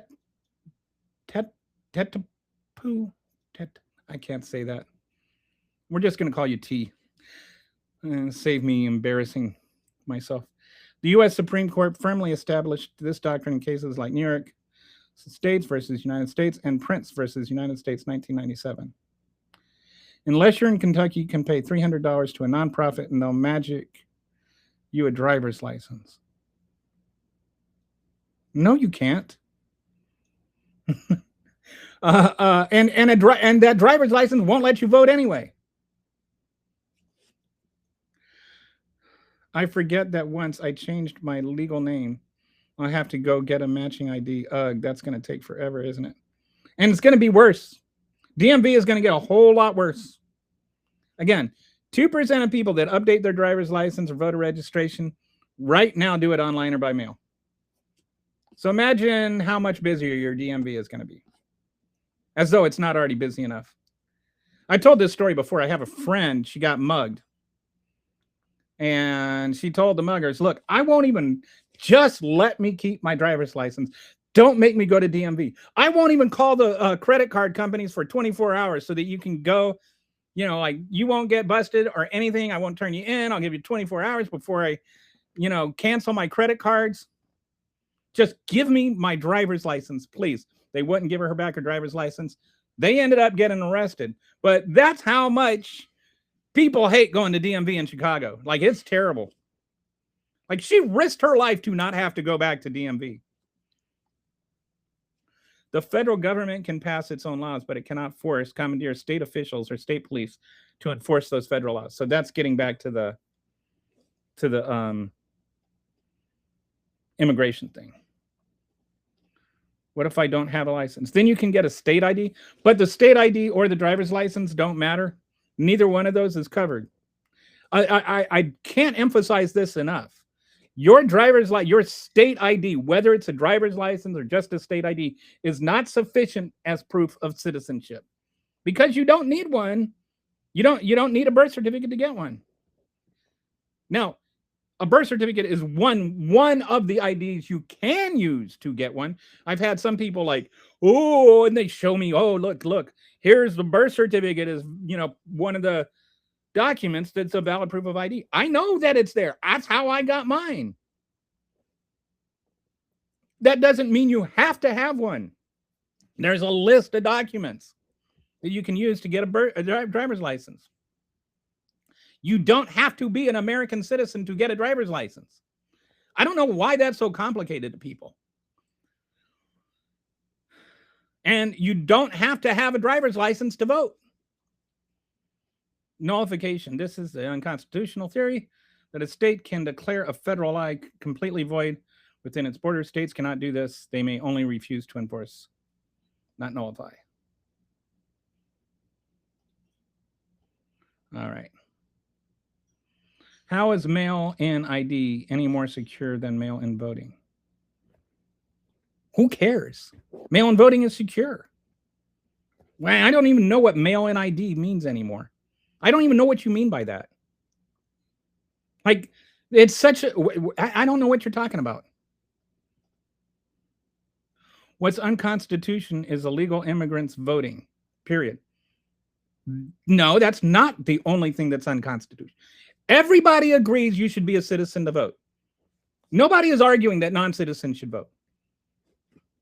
The problem is non-citizens aren't really voting. Period.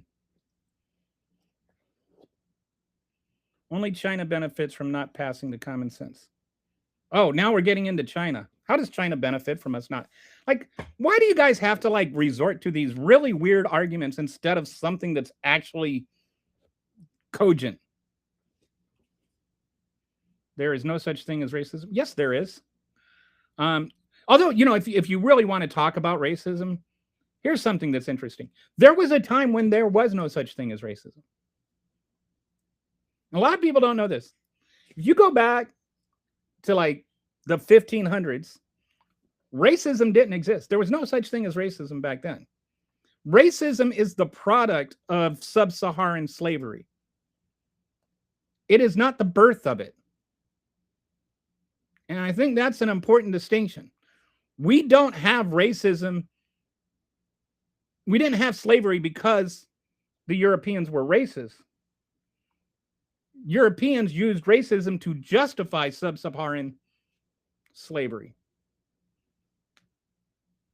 Before that, you know, like the Queen of Ethiopia would be treated like any other queen.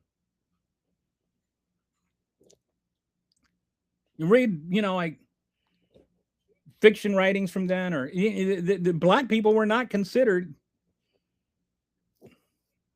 inferior. But once slavery became an established thing, sub-Saharan slavery, then you started seeing writings to justify owning black people. And they started to say black people were inferior. So that's how we got racism. So don't say racism isn't good, isn't real. Okay, so somebody says, that sounds good to me, Chunky. I don't know what sound, I'm sorry, because I ramble, and so I don't know what I was rambling about when you said that sounds good to me. Great mind think alike, Brett. So you just decided you're gonna split the middle on the your there, huh? Like the Y-O-U-R-E without the apostrophe. But you used a possessive, wait. Yeah, you used it as a possessive, not a, anyway. He's your white systemic governance says otherwise. Horse poop, they get food stamps and Section 8 as well as healthcare. No, they don't. They don't. I think that you are a misinformed person. I will tell you this, and you can either receive it and learn something, or you can just go on believing the nonsense. What happens is you have right-wing think tanks that conflate undocumented immigrants and non-citizens with households that have non-citizens. So let's say that you have, you know, Juan and Juanita. Juanita is here legally. Their kids are all born here. Juan is a non-citizen. So Juanita and the kids, they get SNAP benefits. Juan doesn't. But Juan lives in a household where American citizens get benefits. So they want to say that Juan is getting benefits. He doesn't. That's how they get this lie that non-citizens are getting those. They are barred by law from getting benefits. Racism lives in your systemic lives. Racism exists in like all kinds of nooks and crannies of the American society. People just don't like to talk about it. All this guy does is spread lies. And yet you can't tell me what I am saying that is untrue. Yeah, it's Spreed. What is Spreed? It's like when you lie really fast. I guess you spread lies really fast. I have a need for Spreed. Trump is the GOAT. Yeah, I agree. He's about as smart as a goat. It's the same poop hole it's always been. We have the Constitution. We follow the Constitution. Yes, we have the Constitution. We follow the Constitution. Which, by the way, says that the states determine how to run elections. And nobody, again, is arguing that non-citizens should be able to vote. I don't know what you're talking about when you say they are illegal aliens. People that came over here on TPS were not illegal aliens. They were here legally. I mean, I know they're black. I know Haitians are black by and large. That does not make them illegal. It's not illegal to be black and an immigrant. Trump is a citizen, wanted to overrule the Constitution. Yes, he did. Like Donald Trump rise to political fame was all premised on a lie about somebody being a non-citizen, in case you didn't know. He wouldn't even take a birth certificate as proof. So, yeah, now, oh, you need a birth certificate. Shut up. He just wants white people to vote. Yeah, that's such a weird comment because when I see Donald Trump, I do not see love. Don't forget the slave trade. Now, the slave trade is why we have racism. Racism is not why we had the slave trade. I think that is really something people do not understand, but should. There's a woman named Fields, I can't remember, Janet Fields maybe, wrote some books on this. Worth taking a look at. 100% Maximus. Thank you, sir. My apologies to you. That's okay. Hopefully in 3 more years, Democrats can appoint more judges to the Supreme Court to override. Yeah, this is, I'm, like looking ahead. And I want to say it was Pete Buttigieg, maybe. Just came out and said, we need to do, like, he's come out and said, we need to give DC statehood, Puerto Rico statehood. We need to give, we need to balance out the Supreme Court so that it reflects our society. And so he wants to go to 13 justices, which I think is valid. Add 4 more, and it's a 7-6 court. Have you ever heard of jury annulment? Yes, jury annulment is actually illegal in the United States. Conditions in Haiti are such that the soccer team, but how do you enforce that? Conditions in Haiti are such that the soccer team hasn't played on the island since 2021. Haiti is a really, really dangerous place. Getting sent to Haiti could be a death sentence.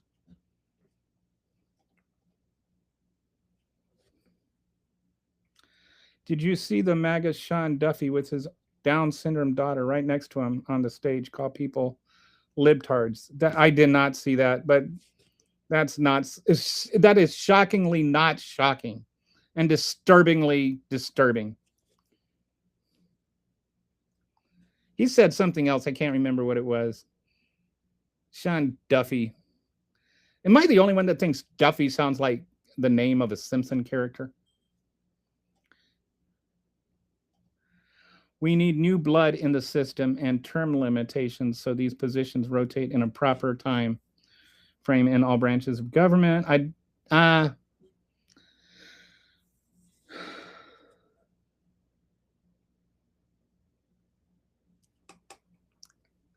We have term limits. They're called elections.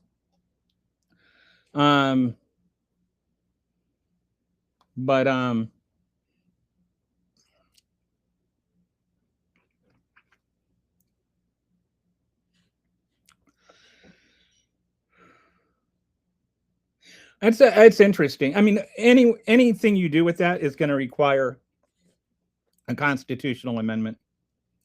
Which with America this divide, I don't think a constitutional amendment is even possible. That's why we haven't had one. I think it's the longest we've gone without amending the Constitution. What I find baffling in America is you all hate your Congress, but re-election rates couldn't be higher, so they obviously can't be bad. It's like a famous thing, and it's like, I hate everybody else's congressman. I hate my own.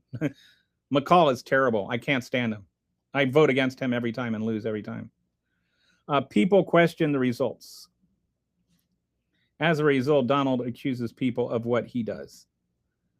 Yeah.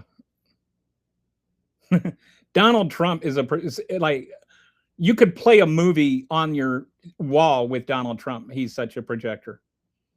Voter ID isn't a bad idea, but it should be free and easy to obtain. Why is it even necessary? Like, that's the thing. It's going to be free. Even if it's free for people, it's still going to cost the government money, and there's just no reason to do it. There is just not enough in-person voter fraud to justify all that money. It just doesn't happen. And it's like, why are we spending national time and energy? It's like, you look at voter ID, like all the and then, you know, trans people in sports, all these things, all these issues that the Republicans want to spend time with are either not problems, or they're such small things that it doesn't warrant the amount of energy and money and debate that we throw into it. We have more laws against trans women in sports than we have trans women in sports. It's a very, and it's like, why make it, like, literally it used to be an expression, right? Why do you have to make a federal case out of it? And that's what I want to ask. Why do you have to make a federal case out of it? Why is it such an issue to you that a cisgender woman, or that a transgender woman might use the women's bathroom? Why do we need to make a national law about that? People in Puerto Rico cannot elect senators, cannot vote for president, but they can elect a non-voting delegate to the House of Representatives. So that's what it is. But I think if you have a Puerto Rican citizen, like if you have a Puerto Rican living in Texas, they can vote for senators, but not if they're living in Puerto Rico. And I think sometimes, you know, like maybe they were, you know, they moved to Florida when they were 5, and then they moved back to Puerto Rico when they were 25, and they've been able to vote before, and they didn't know they weren't allowed to vote anymore, and so they voted, and, you know, illegally without intending to vote illegally. But if you go from Puerto Rico to any normal U.S. state, you can vote for the House of Representatives, the Senate, and the presidency. Hello. If you're going to vote, they should make you put in a microchip in your identification card at the polling place. Can you sign, and you sign out with the National Guard? I have no idea what that means. But I know if you're going to put the National Guard in polling places, that's illegal. Like, you can't do that. 1 vote per household? No. That's just a big no. This is like circumventing the women's right to vote. This voter household thing. Yeah. If you want to do that, then you go ahead and do that in your house. Practice what you preach. Tell your wife not to vote, and only you're allowed to vote. Your wife isn't allowed to vote, or you're allowed to vote, or, okay, Mark, your wife isn't allowed to vote. But don't tell me what my wife can do. So what about apartment renters? Yeah, and this is one of those things where it's an issue, right? Because if you move, you have to change your voter registration and go to DMV. Who's more likely to move? People who rent or people who own their homes? People who rent are far more likely to move, especially over like a 4-year period, right? So who is more likely to rent? People that make less money.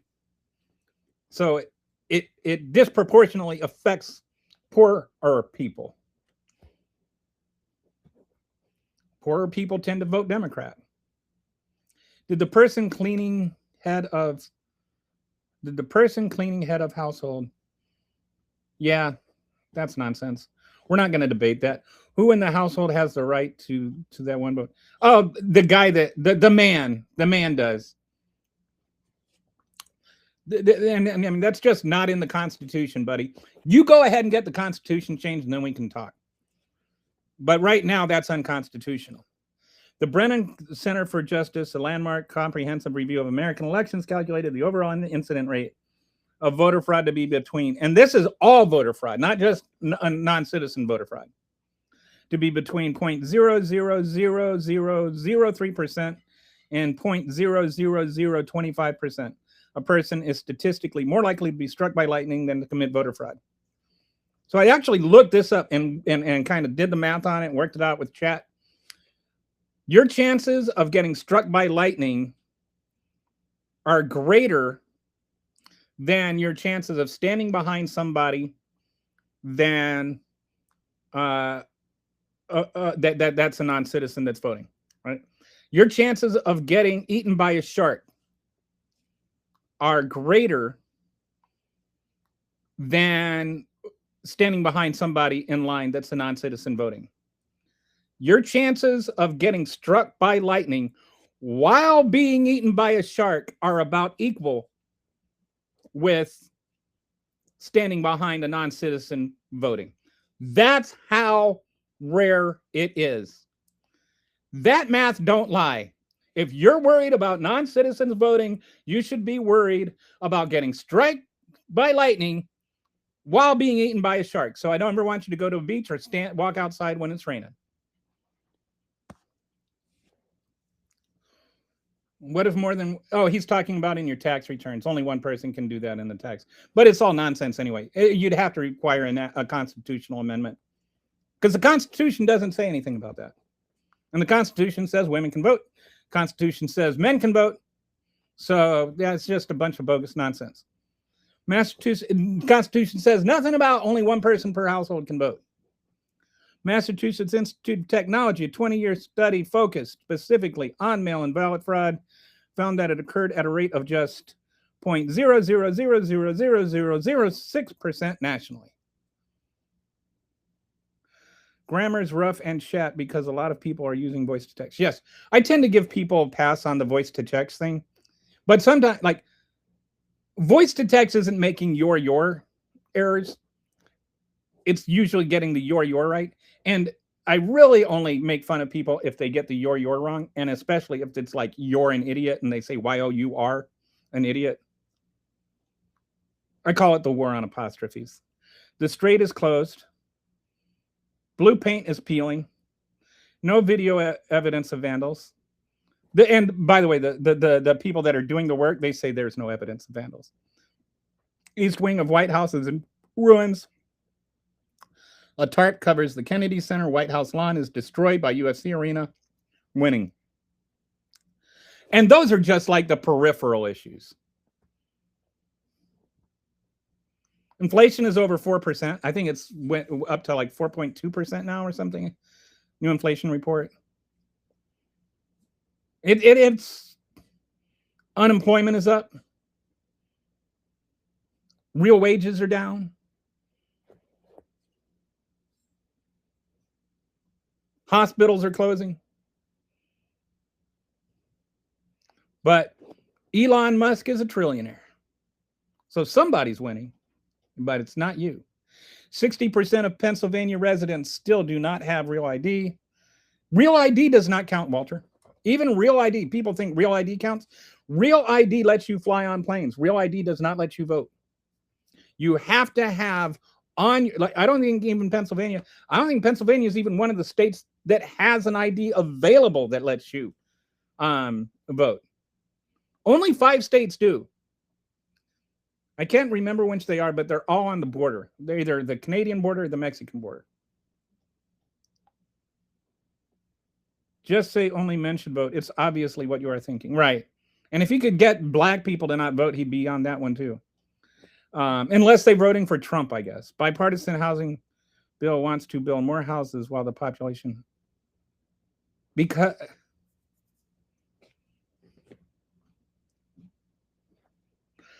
people that want to buy houses don't have houses to buy, Mark.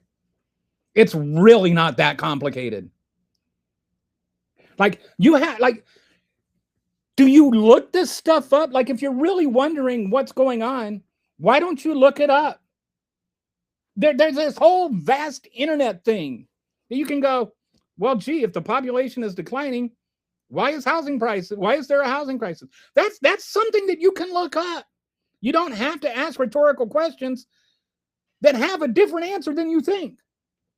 You could have saved yourself from being humiliated by just looking it up.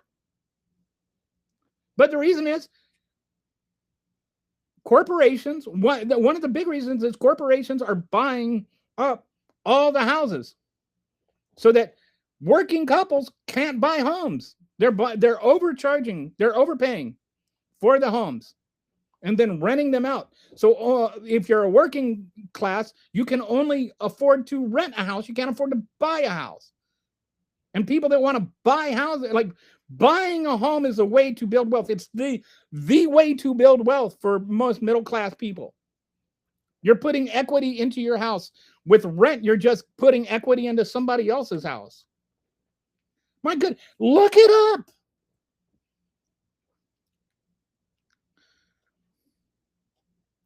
Yeah, and it's not like we don't have a homeless issue too.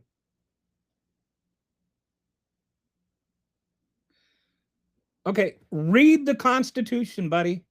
The Constitution says Congress has the power to declare war.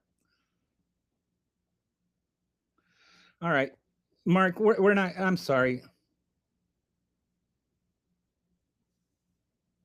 Did he pocket veto or just veto? The housing bill would have introduced more bureaucracy. Okay. I have a hunch that you don't know what you're talking about. The whole point of the housing bill, one of the things the housing bill did was actually specifically address too much bureaucracy. Like, one of the reasons that we have a housing crisis is people aren't building homes because there is too much bureaucracy. So they tried to cut away some of that bureaucracy. I mean, my goodness, MAGA just believes whatever. Okay, so Fox News just defends Trump all the time, and they'll lie to do it. And then you have people like Tyler and Mark that just believe all the lies and regurgitate them all over all the YouTube streamers. Read. Expand your knowledge base beyond Fox News and OAN or whatever it is you get things. You are promoting. No, I'm not. I'm not promoting any lies. I'm telling you things that are true. You can look them up. Or unless you're talking to Mark. You want more population but less immigration? Pick a lane. Why do I have to pick anything? I'll pick your nose. Don't have any problem with that, I'm sure. America has to decide if it wants to keep avoiding the burden of raising their own raising children. What a you're Mark, have you ever read a book? Have you? Trump and admin promote the lives. Open the Trumpstein files. All right, we're just skipping over Mark. He's not. You don't get to dominate the conversation with silliness. Thousands of illegal voters who went from the U.S. were found to be on voter rolls in Tennessee. No, that's not true. And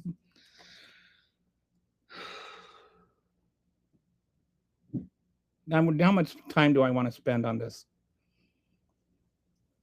Okay, first of all, being on a voter roll doesn't mean you voted. Being flagged on a voter roll doesn't mean that you were illegal.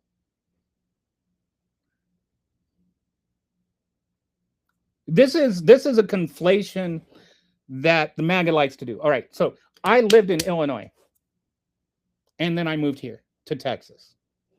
When I moved to Texas, I did not tell Illinois, I don't live in Illinois anymore.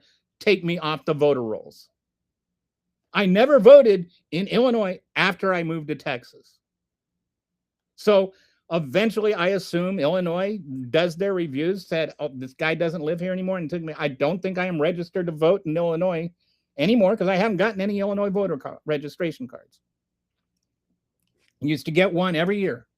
I don't get them anymore. I'm assuming that's because I'm not registered in Illinois anymore. They go through and they purge the voter rolls because people move, people die. That does not mean that illegal voters were on the voter rolls. But when they take off 2,000 people or whatever that moved or that died, people like Tyler here want to act like there was something nefarious about that. There's nothing nefarious about registering and then dying. The problem with the modern generalizations is they can't imagine modern generations. So they can't imagine being able to support kids when they can't afford to move out of their parents' house. And the problem with that is it's not their fault that they can't afford to move out of their parents' house.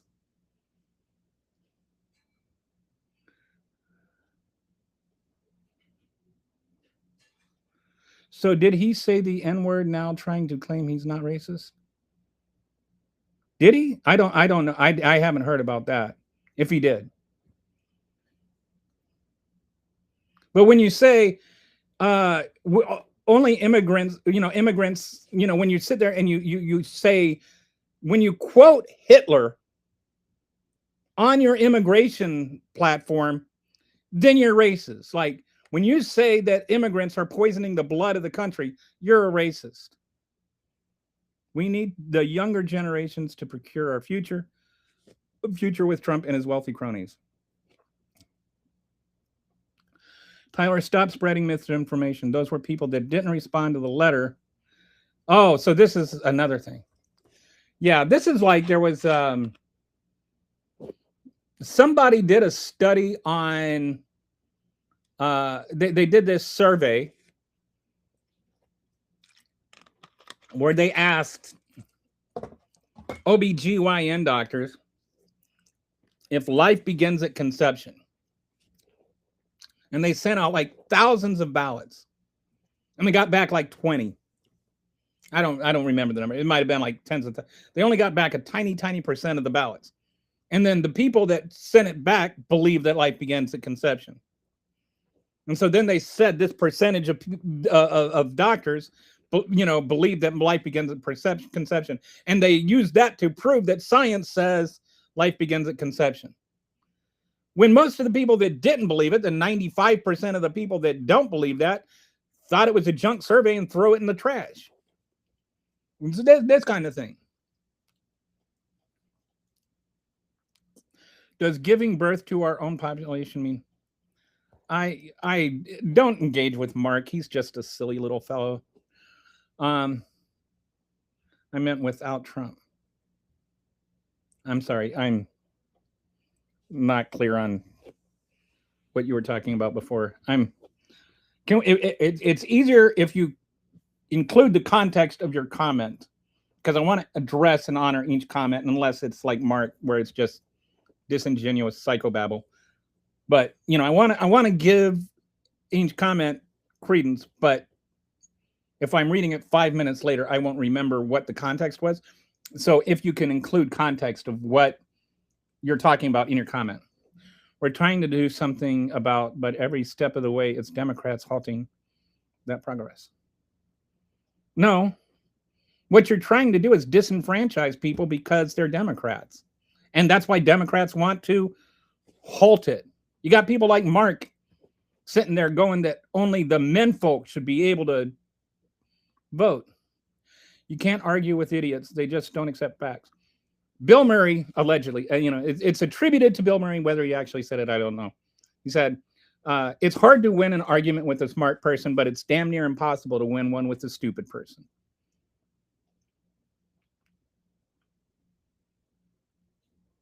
Incredibly rare. What your steak? I like my steaks actually medium rare.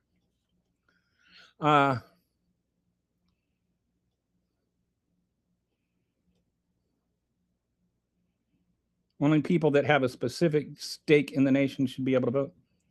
Well, I think if you live here and you're a citizen here, you have a stake in it.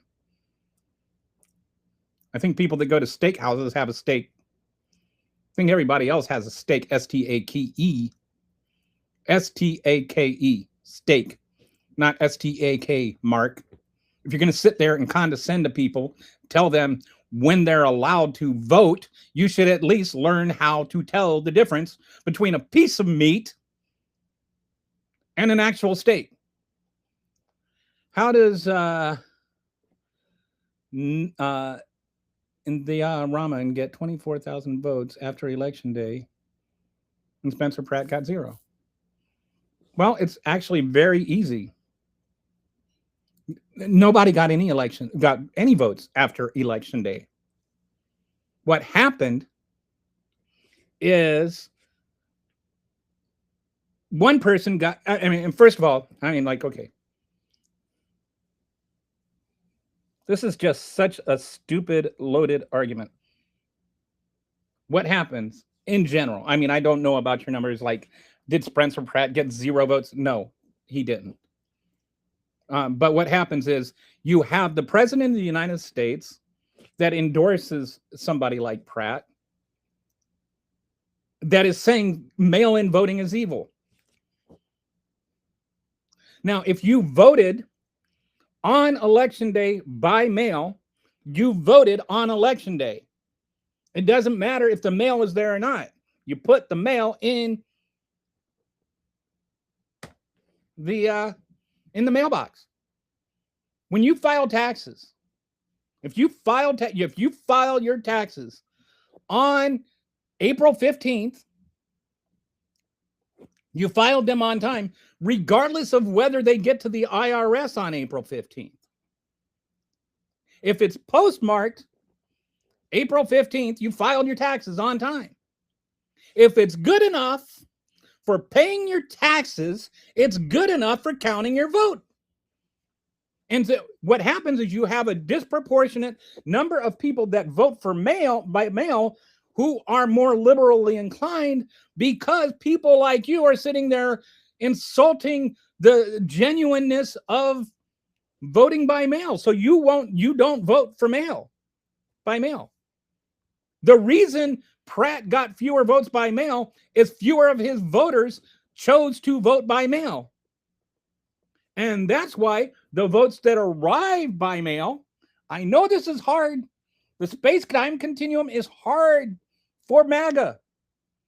But if you voted before Election Day, your vote could get there after Election Day. You could have people that actually vote before Election Day and actually have their vote counted after Election Day. That does not mean that their vote should not count. Wow. How is it that hard? And I bet you're one of them, Mark. Show me where Liberia, West Africa is on a map. Show me where Germany is on a map. Show me where Canada is on a map. Yes, Joe Biden got 81 million votes. That's a fact. Putting a question mark on it doesn't change it.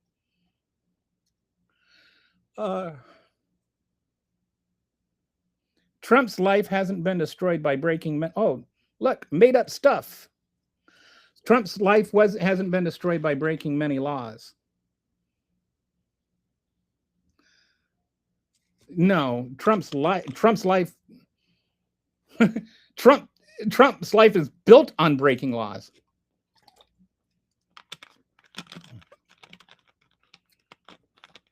Trump is a convicted felon. Did you know that? A huge majority of the population, and we're done with Mark. Everything you say is just like, this is just such a made up. Like, did you really believe that, Mark, that most Americans don't know where Africa is, the continent? Mail-in votes are nearly impossible. No, they're not. That's just, again, do you guys say anything that is true? Like, you just make these ridiculous statements. You know why California takes longer to vote? Because they're verifying that the ballots are real. The only thing states do is refuse to collect information for the federal government to deport people. If the federal government figures out that, well, you know, I agree. I'm an asshole. That doesn't mean I'm wrong. Trump couldn't answer those questions. Should be allowed to be president if he couldn't even be allowed to vote. Donald Trump is a felon. You used to not be allowed to vote in Florida if you're a felon.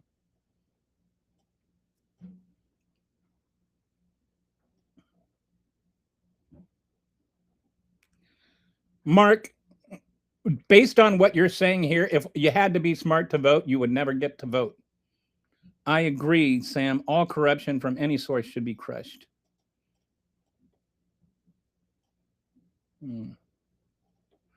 Some of these comments are just sad. When the Q-tip meets resistance, stop pushing. Right. Like, I'm not going to ban Mark because he's not saying anything hateful, but I think I'm done reading your comments because you're making Like you're running the conversation instead of allowing, like, I want other people to be able to participate, and everything you say is so outlandish and dumb that it's not worth spending time on. Some of these comments, so like what Brett said is right. Some of these comments are just sad. When the Q-tips meets resistance, stop pushing.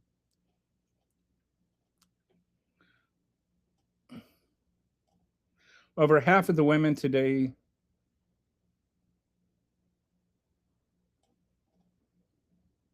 I guess we're at the point where there's no more messages being held for review and flagged by YouTube than are appearing. De-evolution. Oh, so yeah. I because I'm I'm on Restream, so I don't know what goes on with all that. Did the displaying comments thing ever get better? I hope it got better. I'm in a union, so I don't vote for Republicans. However, women totally ruined the Democratic Party. How did women ruin the Democratic Party? What does that mean? I don't understand that. How did women ruin the Democratic Party? How did foreigners? Foreigners don't vote. DMV is great in Pennsylvania. I watched you type about 5 different ways to Sunday till it got past the filters. Oh. Yeah, there's a few words that have filters. No, there's something called not suffering fools too, Mark. And I've read about a dozen of your comments, and they're all equally dumb. And sorry, the whole head of household thing. I bet you think that, illegal, that taxation is theft and we're a republic, not a democracy too. Like, I bet you believe a lot of dumb things, and you're not allowed to just own the conversation. How the living poop do I know more about the U.S. Constitution than 1/3 of Americans who still support Donald Trump? It's completely ludicrous. If you go back to Roman slavery, they couldn't give a fornication what color your skin is. The only thing they cared about is how much money you had. Stupid MAGA's in the chat.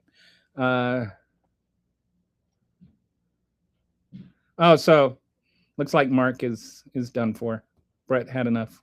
What's up, my fellow oddities and unconventionals? I'm back like great grandma Betty's arthritis pains. Oh my God, it felt so good to say that again. Don't say racism, it's racial bigotry. What's the difference? What is racial bigotry? Bigotry exists and racism exists. Like, to me, there's some overlap, but they're not the same thing. And they both exist. Hey, John, I thought both words meant the same. Too many words are more confusing. I agree 100%. Goodbye. Racism has a different meaning. I got new ID in Texas. Didn't take 1 hour. Depends on where you're at. You can't even go. You can't go to. Like where I live in Texas. You have to literally schedule an appointment to go to DMV. The backlog is so severe, and it's nothing compared to what it's going to be if you have to go in person to renew your driver's license or update your driver's license or change your name or change your address or whatever.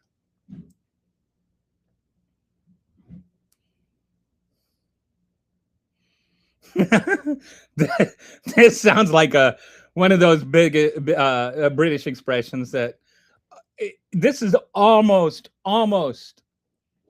to the level of meriting Scottish. You are as thick as horse poop on a stick.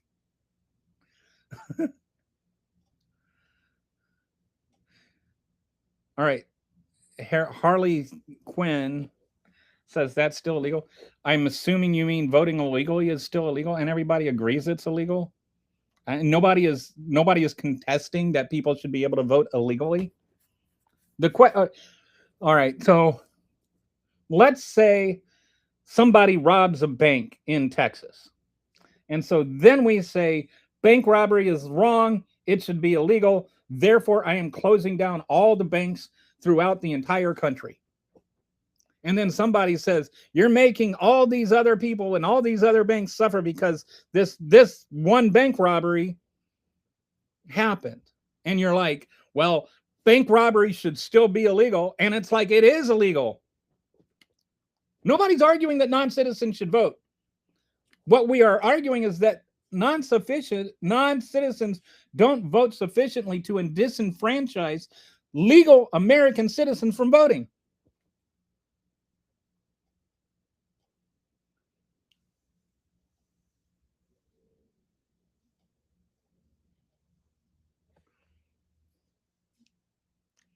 But they can't be racist.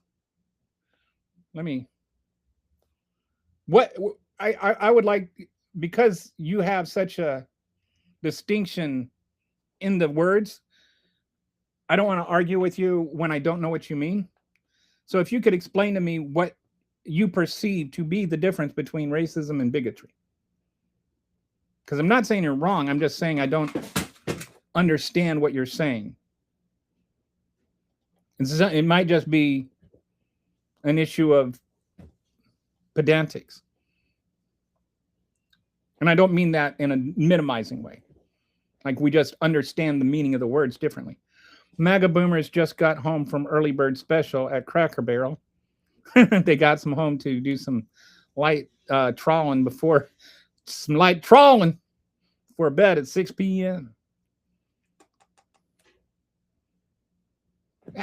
Cracker Barrel is actually pretty tasty, although not very good food. By the way, I've been keeping you guys updated on my food journey.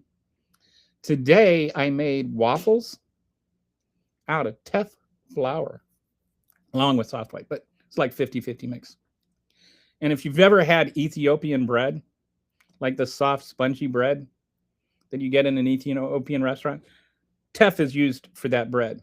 And it's got this kind of barley, or like the kind of a malty, chocolatey taste almost. It's really tasty. And so I made waffles using soft white and teff grain, mill my own flour, as you know. And oh my God, the best waffles I've ever had in my life. I'm telling you guys, if you are not milling your own flour, you've never really tasted flour. And the beauty of it is you start to realize as you do it, like barley has a flavor, white wheat has a flavor, red wheat has a flavor. Soft white is better for things like muffins, and hard white is better for things like bread. You get, ancient grains like spelt, einkorn, emmer, Korshan. You get all different kinds of grain. Each one has a flavor profile, and they're better for different kinds of things. The problem with processed flour is it's sort of one size fits all, and it doesn't, all the flavors taken out of it. But as you get used to milling your own flour and using different kinds of grains, you start to think of the flour as a flavor, not just like a staple to hold everything together. Anyway, I wish I could send everybody that's watching a sample of my teff waffles. They were amazing. And I made a blueberry compote syrup. Oh, so good. My wife took one bite and said, like, this is the best waffle ever. However, most lawyers ask a question at the start of a court case saying, is there a reason why you would not invoke the full extent of the law in this case? Well, I am like over half an hour behind now. So Walter says, any thoughts on yet another Army general leaving the Stalin? Oh, I'm sorry, I skipped over Brett Rainbow. Every time I hear Duffy, I think of Buffy the Van. Okay. There's a Duffy the Vampire player joke in there somewhere, something like that, with Stephen Miller serving the part of the vampire.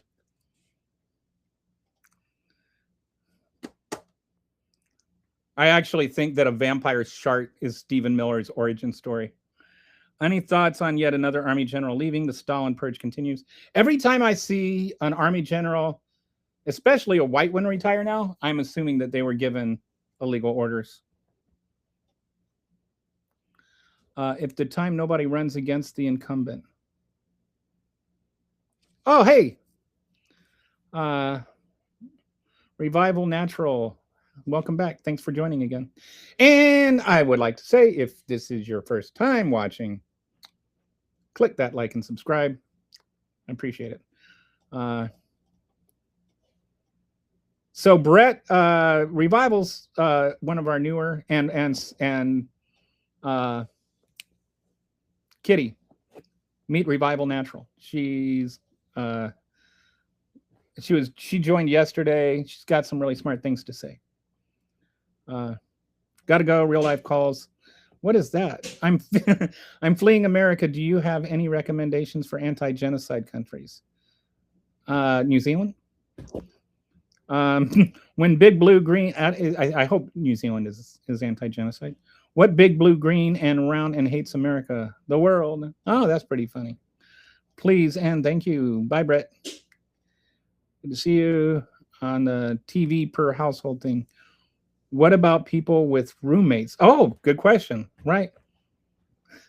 Well, I guess you could, if you have a roommate, you would just be filing as an individual. I spent a lot of time with roommates when I was younger. But anyway, Mark's not here anymore anyway. He got booted. Your opinion or someone courts focusing on arrive instead of entering. Okay, yeah. So this is actually a good. So one thing happens is America has conflated asylum and immigration as being part of the same thing, and they are different things. But in order to declare asylum, you have to be on American soil.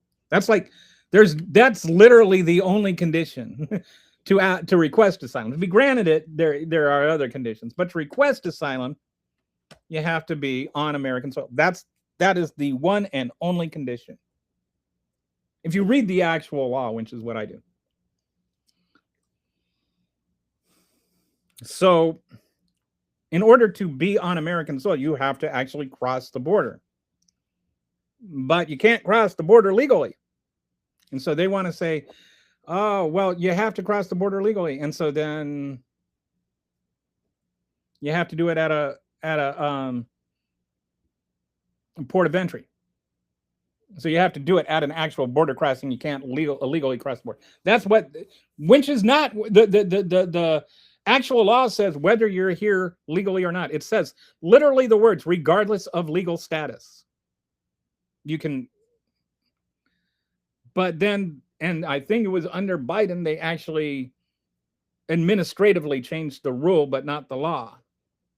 Which is one of the reasons I say, if you want to change the rules, change the law. This is a problem I had with Biden.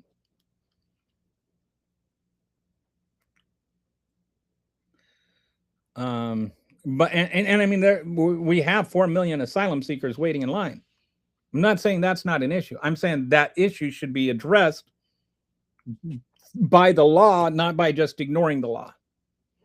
So now Donald Trump is saying, so what it was is if you were on the Mexican side of the border and you're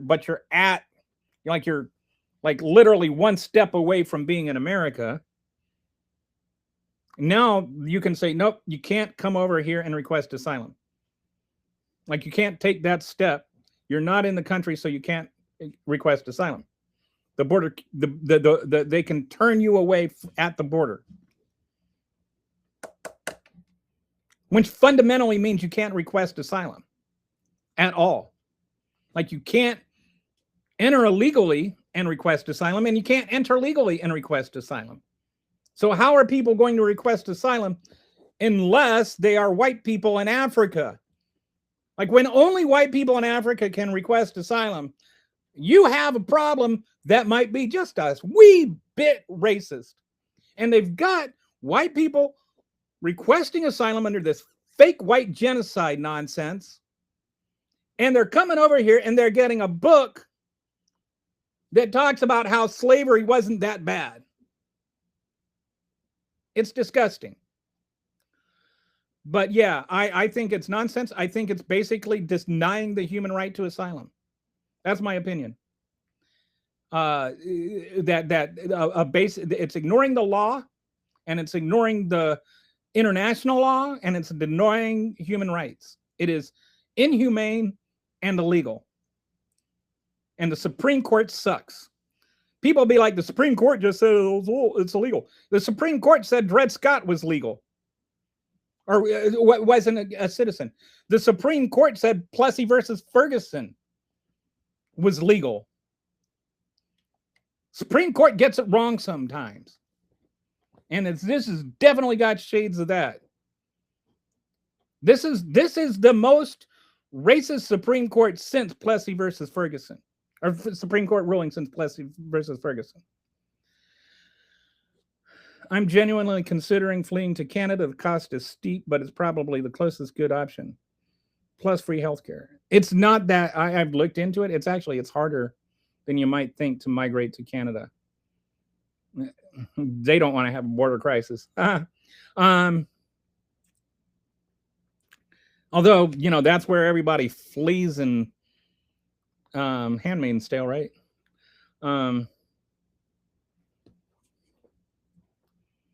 Yeah, voice to text is so much like voice to text will.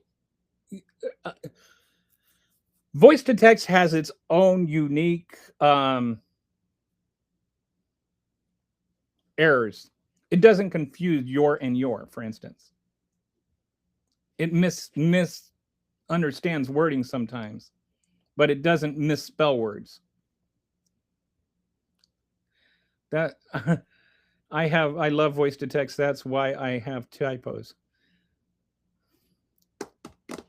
I just realized you have a British accent. Not that that's relevant to anything. Other than I was just kind of thinking, voice to text, why doesn't it come up with a British accent? Why doesn't your text reflect your British accent?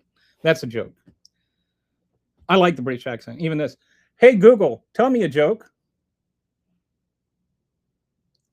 Did you hear about the snowman that got upset when the sun came out? He had a total meltdown. Boom. But see, even my Google has a British accent. Didn't Trump say the strait was open? If so, that's a blatant falsehood and not even a believable one either. This is going to come as a shock to some of you. I know this is actually really stunning. But sometimes Donald Trump says things that aren't true. Yeah, he said it. It's not. Although there is some confusion over it, because at least initially, I don't know what's going on now. I actually kind of stopped paying attention because it's just got boring fact checking him on this. But what was happening is people were turning off their radar stuff, or there's like equipment that measures when people are going through, but like people were going through without that on because they didn't want to set off mines. And so you actually have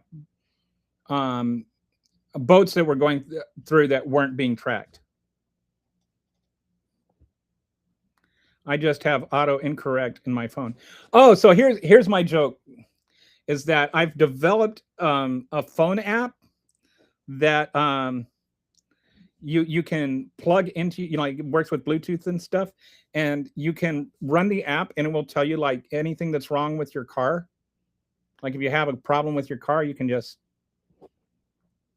use your phone app and it will tell you what's wrong with your car. And I'm calling it autocorrect, but the only thing is it always gets it wrong.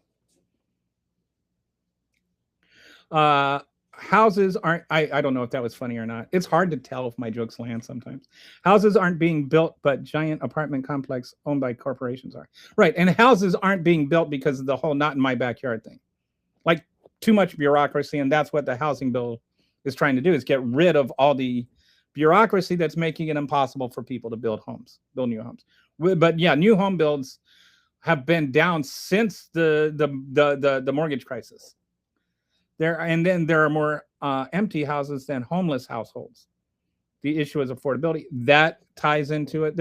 And that's why I like the approach was to try different things. And it wasn't like you have to do this. This is, providing means and ways to do different things. And so, and it's a like a lot of problems, there's not just one thing that's causing it, right? And so, like, there are legitimate concerns about bureaucracy, and there are legitimate concerns about affordability, and there are legitimate concerns about people coming in and buying up homes. And so the housing bill actually endeavored to get both sides' issues resolved. And so it's not just one thing it did. It's not just saying, you get a free house or whatever, There's a new Trump law against corporations collecting houses. Well, it's not a new Trump law. That's actually the law he refused to sign. That's the housing bill that the Congress passed. The law is the thing that he refuses to sign unless the Senate approves the SAVE Act. We Iranian won't let strain of Persia operants like before. Nothing will be the same as era before the 28th Feb. You doubt it. We can cut internet cable in the Strait. See it. Okay, I think generally what he's saying is that Iran's not going to go back to having the Strait be open. We'll see. No, Trump didn't sign the bipartisan bill. Yeah, giving Trump credit for that bill is like way upside down. Both parties of Congress did it. I think it passed the Senate 85 and some people didn't vote because they weren't there. Like 85 senators have voted for it. A majority of both parties voted for it. And Trump said he won't sign it until we pass the SAVE Act. And the Senate doesn't even want to pass the SAVE Act. Not even if there wasn't a filibuster would the SAVE Act pass. Because enough Republicans realize they're losing voters too. Let's all stop paying. And you know what? If you're a Republican who would be disenfranchised by the SAVE Act, I believe you should vote. My problem with the SAVE Act is not that it disenfranchises Democrats. My problem with the SAVE Act is it disenfranchises voters. So whether you vote for the Democrats, vote for the Republicans, vote for independent, I don't care. You should be allowed to vote if you're an American citizen over 18. Full stop.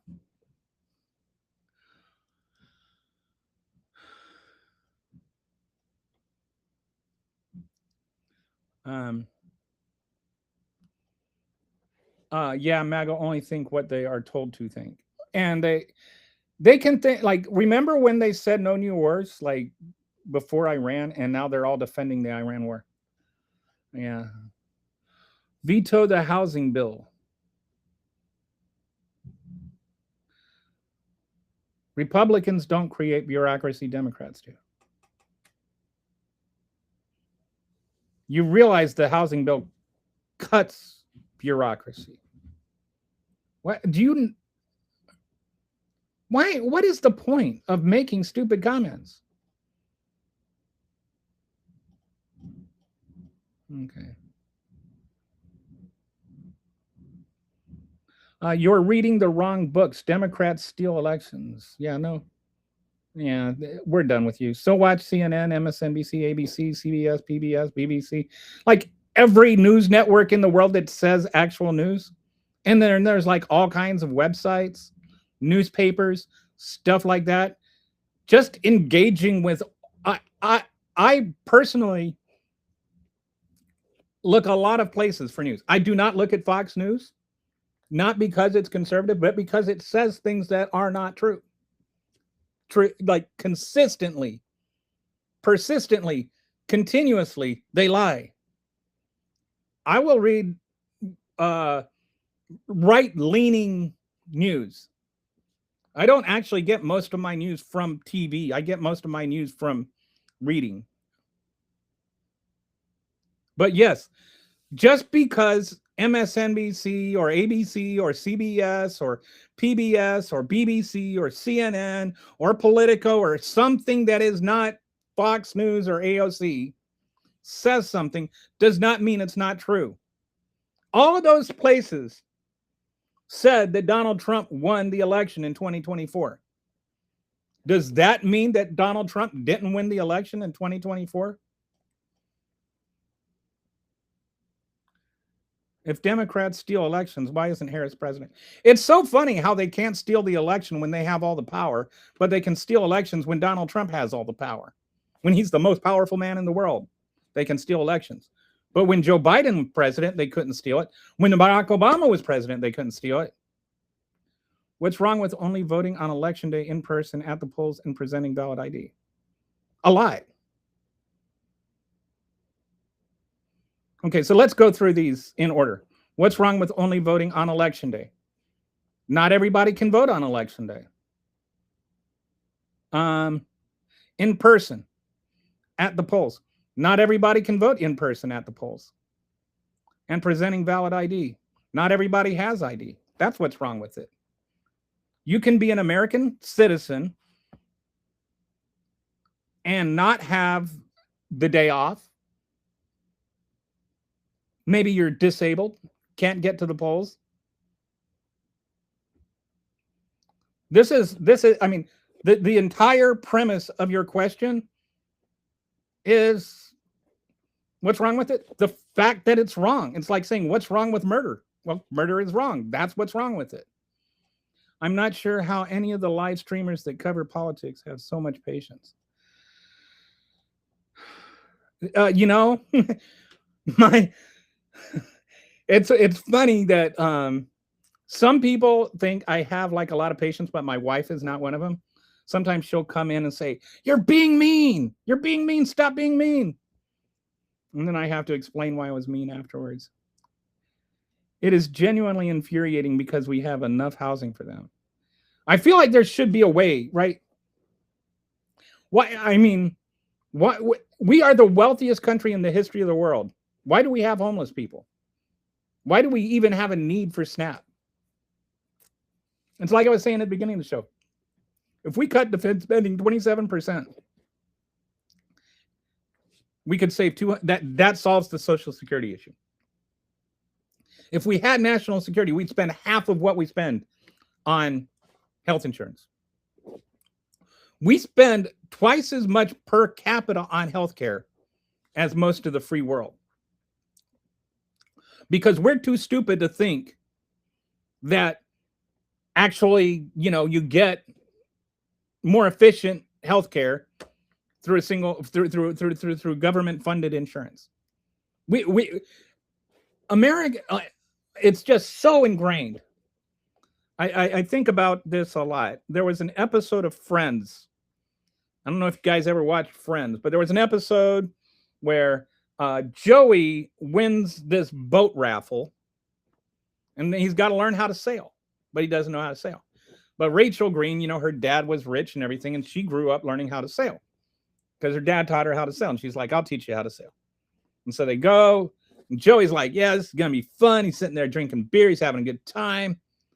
And Rachel's trying to teach him what to do, and he's not paying attention, and he's making mistakes. And she's yelling at him.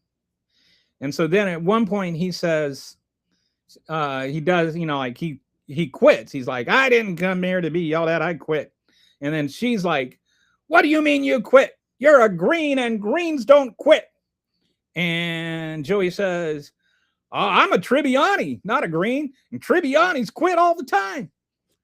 And then Rachel says, "Oh my God, I've been trying so hard to not be my mother. I've become my father." And I think of that as like a good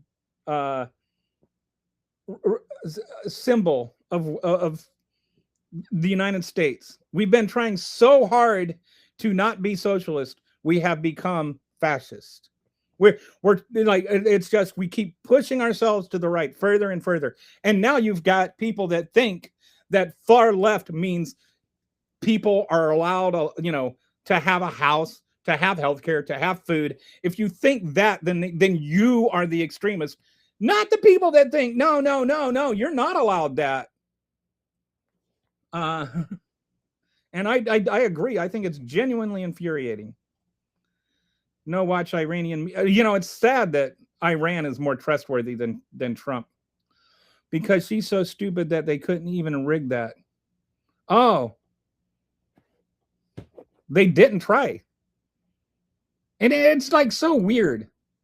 Like, why are you people sudden? How did we get so good at it over the last 2 years while Trump was president? Like, do you actually apply consistency of thought to these things? How did we get all of this power? Like in 2020, when Trump was president, we had the power to steal the election. Then in 2024, we forgot all about it. And then in 2026, now we've got it all worked out again. It's almost like you're just making excuses. How would developed active military get to vote? I think that in the SAVE Act, there's something about like they're saying that active military, if you're on vacation or something, there are certain excuses that they would be valid. But again, this is the state decides those things. In Texas, it's really hard to vote by mail. You can't even vote by mail if you're disabled. You have to like not be able to leave the house. The logistics of the same day in-person voting are impractical. That's another thing. And you have some states where they do things where they number of voters per precinct is not the same. And so like in certain districts, they'll make it so that you have to wait like 25 hours to vote. And in some places you wait 25 seconds to vote. In their districts, it's easier to vote than in the districts they lose.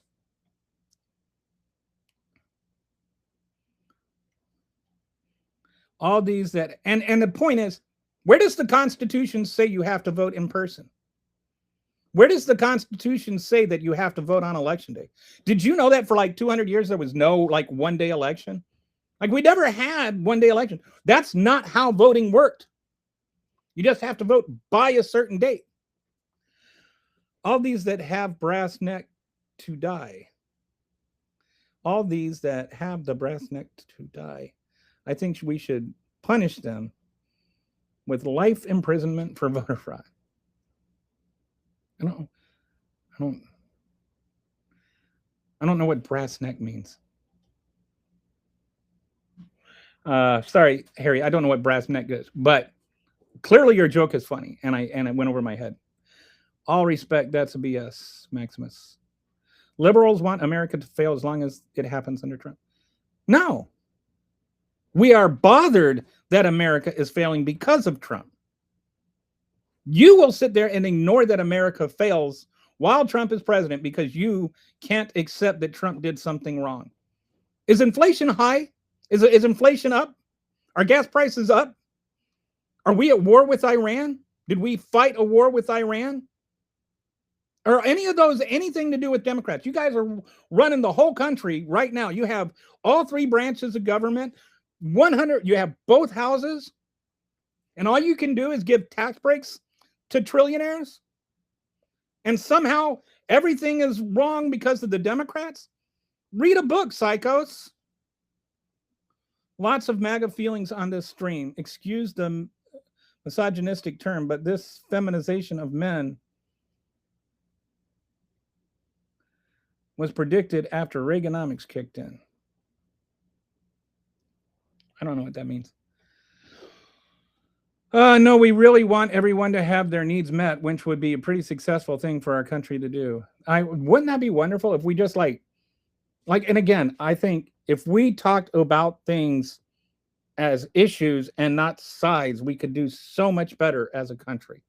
We have the means, like we have enough wealth as a nation that children should not go hungry, that people should not go unhoused, and that sick people should not have to declare bankruptcy because they got sick. We have the means to do that. We have enough wealth to do that. I'm not saying we shouldn't have rich people. I think I'm fine with people being rich. I'm saying we shouldn't have people impoverished.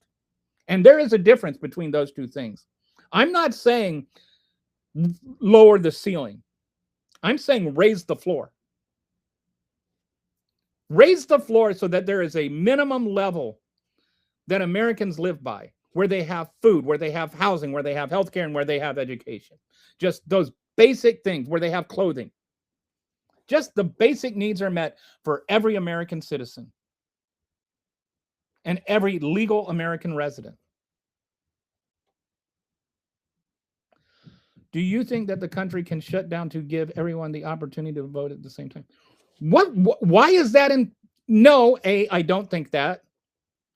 And two, why? Why is that even a thing? Why is that a thing? Why would that? Why should everybody have to vote on election day? Never heard anybody explain exactly why that is so important to them. How does it hurt anybody if I vote the day before elections? How does early voting hurt you? Does it stop you from voting on election day? Tyler is trolling the next channel now. Oh, did Tyler move on? I've thought for a while, and I mean, I do think election day should be a national holiday, but I don't think you should have to vote on it.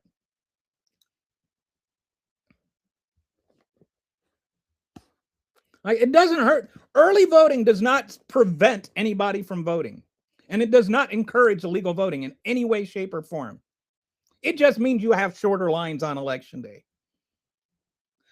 The elderly, chronically ill, physically disabled, how are they supposed to vote? They are citizens just like the able-bodied people. That is voter suppression. And that is a feature, not a bug.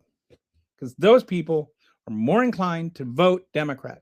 Not saying they all vote Republican, but it's a percentage game. And so if it's like 60-40, and you get these close elections, that can tip who wins. That's the real goal here.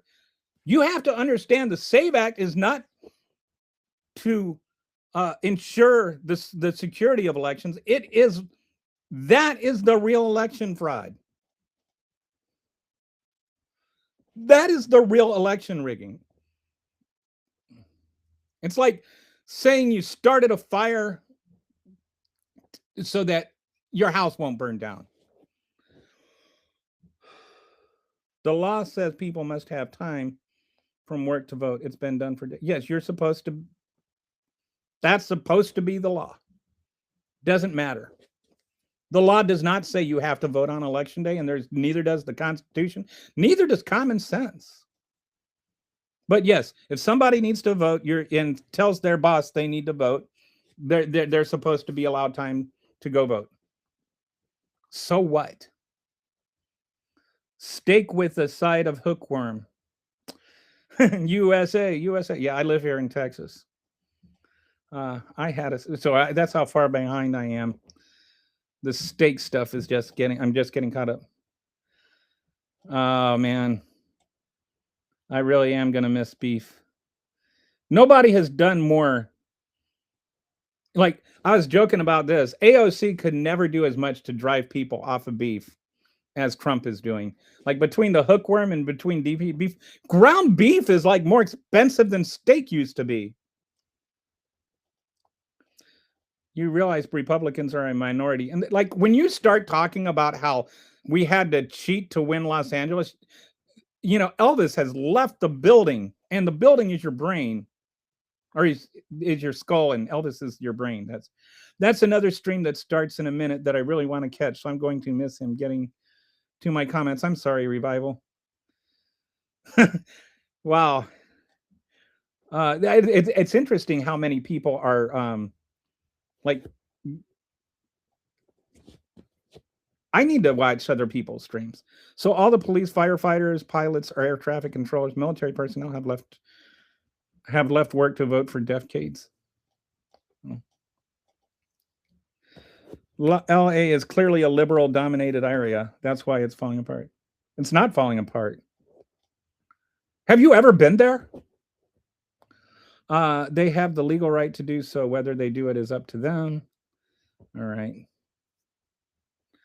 Do you think there would be a huge repercussions if they all left work for half the day?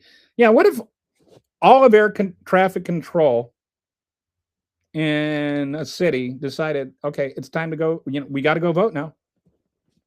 Wouldn't that be just splendid? I'm a progressive and I've changed my views on voting as a right. There needs to be a test. I don't know if there needs to, like, I think A, that would be unconstitutional. B, there's like shades of Jim Crow to that would be really a problem. I do think, this is what I think on this. You can tell me what you think if you're still here. But what I would like to see is a voluntary test where if you're running for office, especially like Congress or the president, yeah, you take the citizenship test. The same test that immigrants take to become a citizen. You take the citizenship test and your results are made public. I would love to see that, because I would love to see how many congressmen, senators, and Donald Trump did on the citizenship test. I don't think Donald Trump could pass the citizenship test. He might be able to tell the rhino from the elephant and the tiger, but I don't think he could tell the First Amendment from the Second Amendment.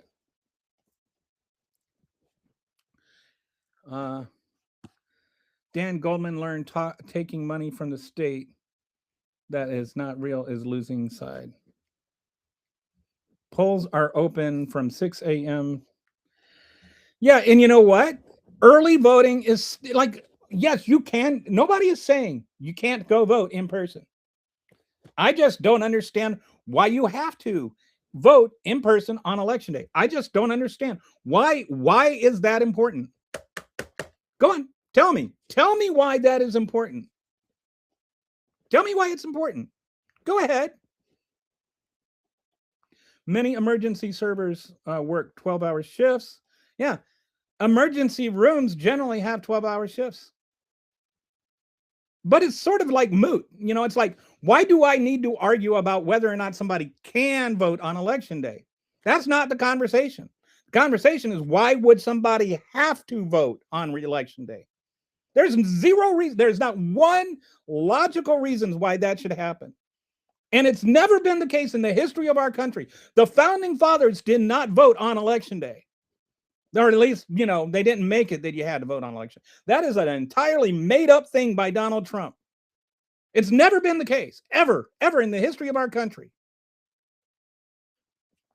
Racism and bigotry are not the same thing, though they frequently overlap in everyday life.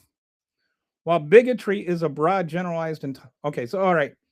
No, this is Harry is talking. Though they frequently overlap, while bigotry is broad, generalized intolerance toward anyone who is different, racism is specific. I think that's,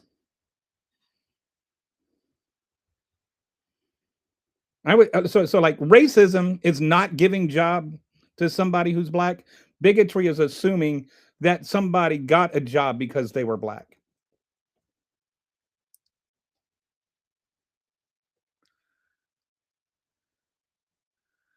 Racism exists, but tell me, how often was the term used before LVSNS? I don't know what LVSNS, but yeah, it's not like all of a sudden we just started using the word racism last week or something. I identify as a transparent. I don't get it. And I Kiwi's not like a transphobic person. Oh, identify. Oh, okay, I get it. As transparent. Yeah, all right. So it's not really a pronoun joke, it's a pun. Form of prejudice or discrimination focused entirely on race and ethnic origin. So what? like I've never heard anybody explain why voting by mail is wrong, or why voting, you know, what? So what? Why does it have to be in person on election day, other than Donald Trump said so?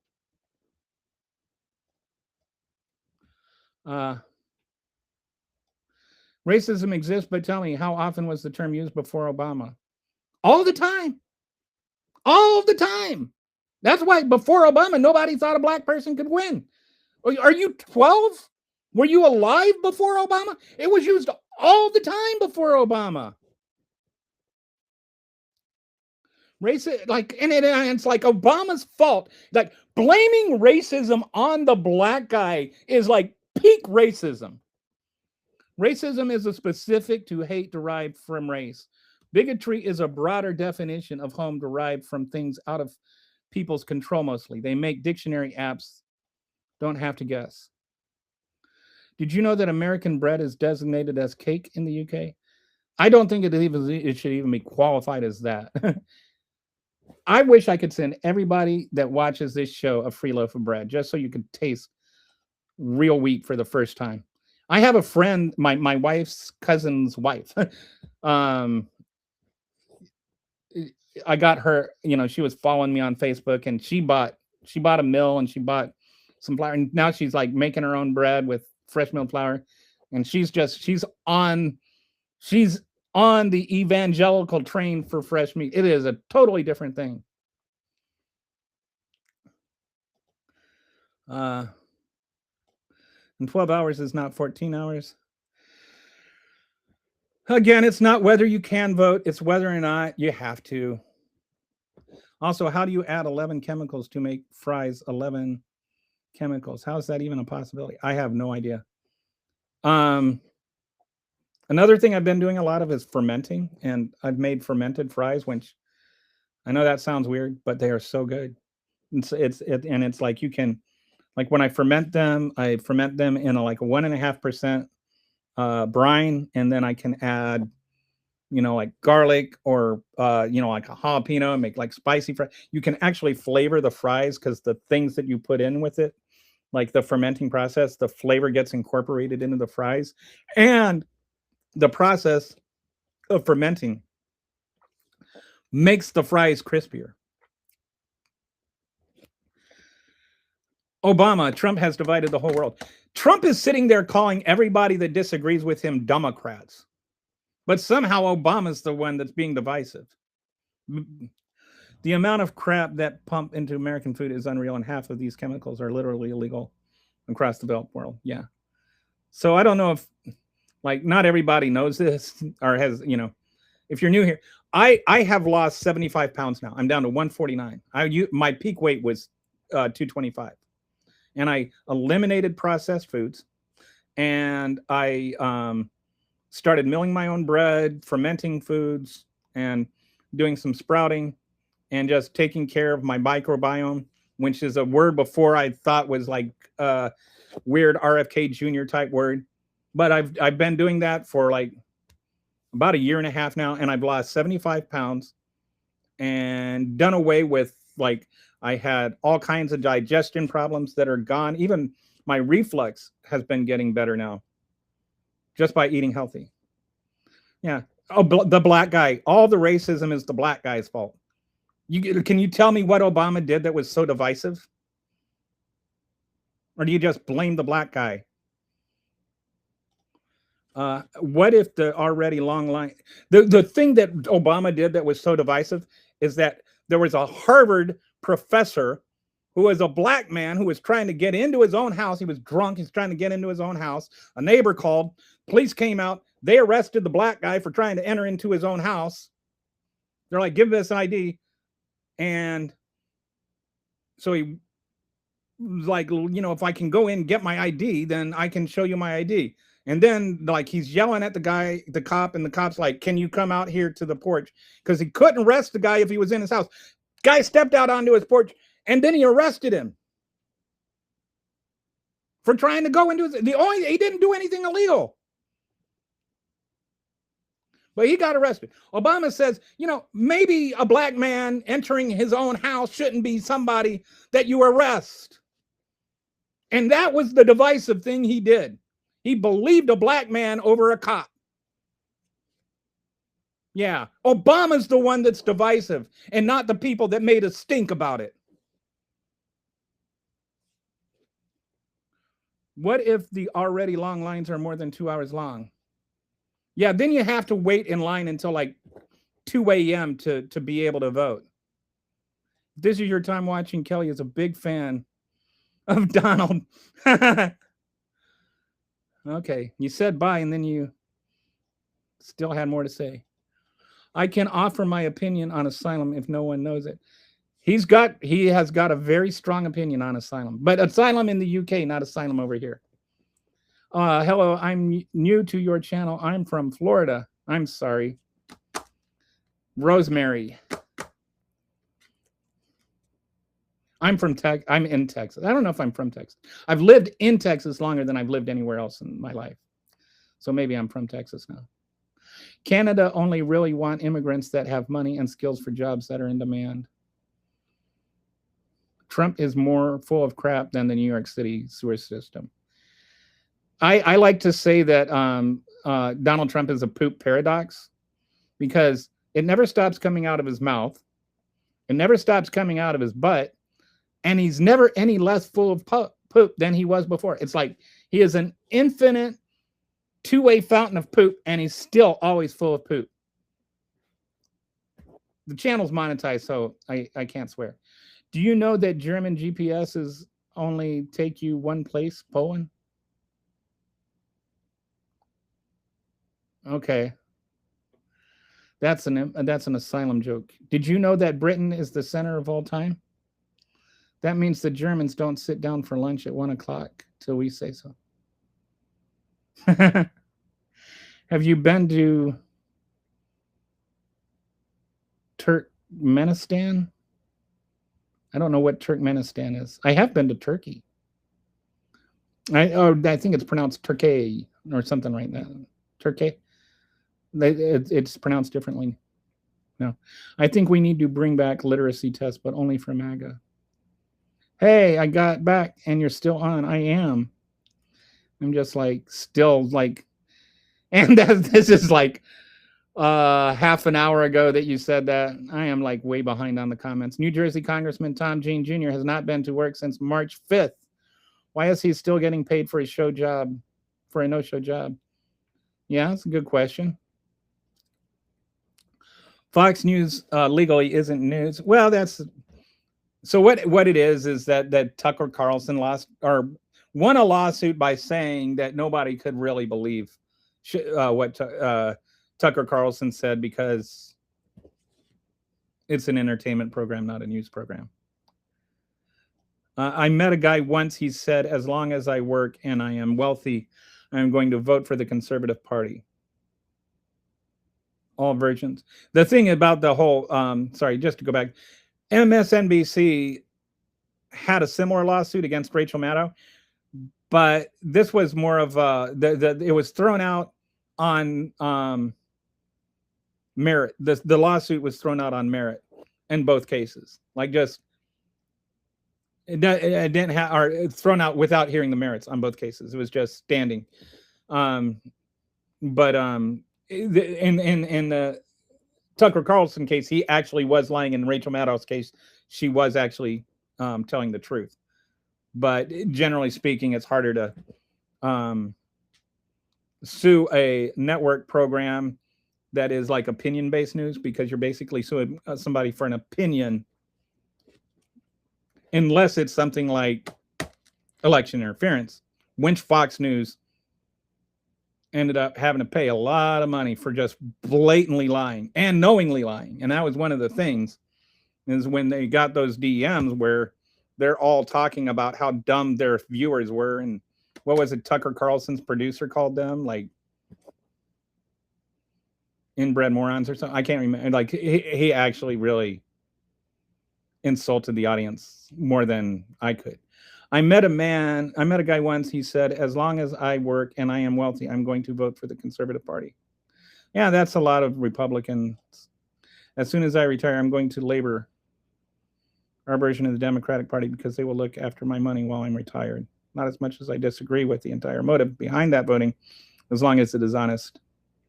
You know, and here's the thing, is like, we think of the Labor Party as being like the Democratic Party. And I use this as an analogy. We think of New York and London as being on the same latitude because their climates are similar. And, you know, it's like big American city, big European city. But London, if you look at a globe, London is actually further north than Toronto. It's actually way north. It's like 750 miles north of New York City.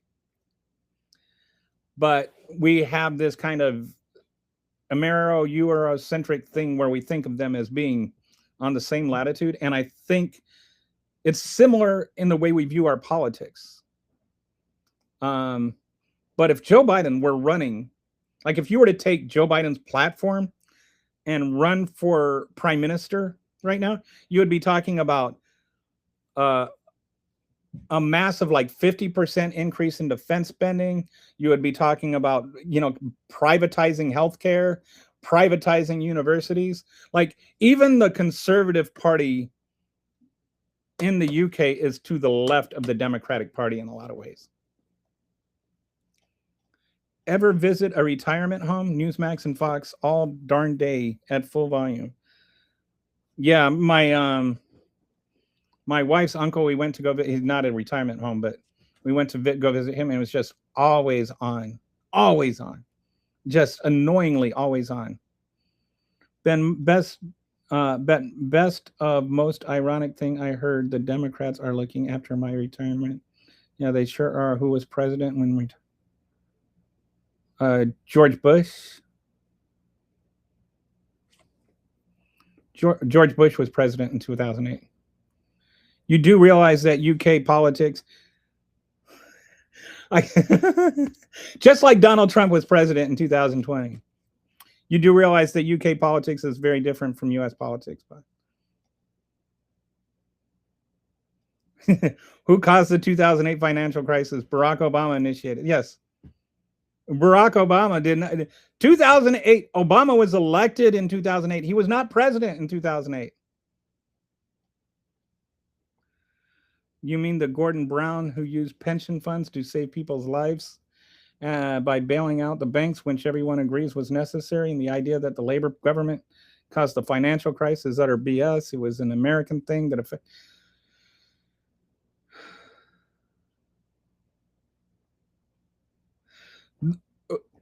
The housing crisis is a complex, nuanced thing, but if you want to point to the biggest cause, it was the deregulation that allowed people to make really, really stupid and bundles of mortgages, and then that caused the whole thing. Like we don't have time to go into it all, and it's like, but generally speaking, yes, it is the Republicans that caused the housing crisis.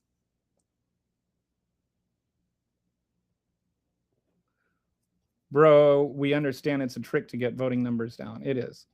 The problem with housing is location and affordability. You can't buy a house when you're paying 40 grand for a car. And that's the other thing is like, the cars are more expensive.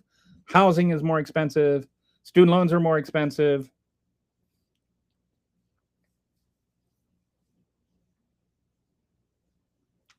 There's something called the Alice Index, which, like the basic things you need to live.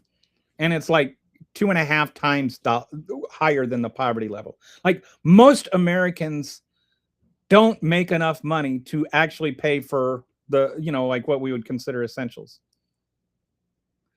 There are more Democrats than Republicans, or Democrats are not as consistent in voting, or there's people that don't identify as Republicans or Democrats. And by the way, the last time the Republicans actually had the majority of the vote, I'm not talking about winning a popular election, but had the majority of the vote, was 2004. And the last time before that was 1988. They've had the majority of votes one time in the last 38 years. Detroit, for example, has 20% of home vacants, 100,000 empty lots. Problem, nobody wants to move to Detroit. What an absurd claim that Democrats enjoy their country failing as long as it's under the watch of someone they didn't vote for. It is an absurd claim. I agree. And still blaming Biden. That's like moving into a house and 2 years later kind of complaining that this is just, back to the MAGA Tourette's thing I've talked about before. Not today, but like they're conditioned to just say things like, but Biden, immigrants, transgender people. Compulsory voting is a basic requirement for functioning democracy. If taxation is compulsory, then voting must be compulsory, or no taxation without representation meaningless. I think New Zealand, if Kiwi is still on here, I think New Zealand has compulsory voting. I like Australia's voting system where election day is a stat holiday and you are fined if you don't vote. Is it Australia that does that, or it's New Zealand? Maybe it's Australia. Got to go. Bye, Kelly. Thanks, Harry. Harry was with me like the entire show, and it's like been a while. We're 3 hours and 15 minutes into it. How do you think the Supreme Court's going to rule tomorrow on citizenship? Are they going to rule?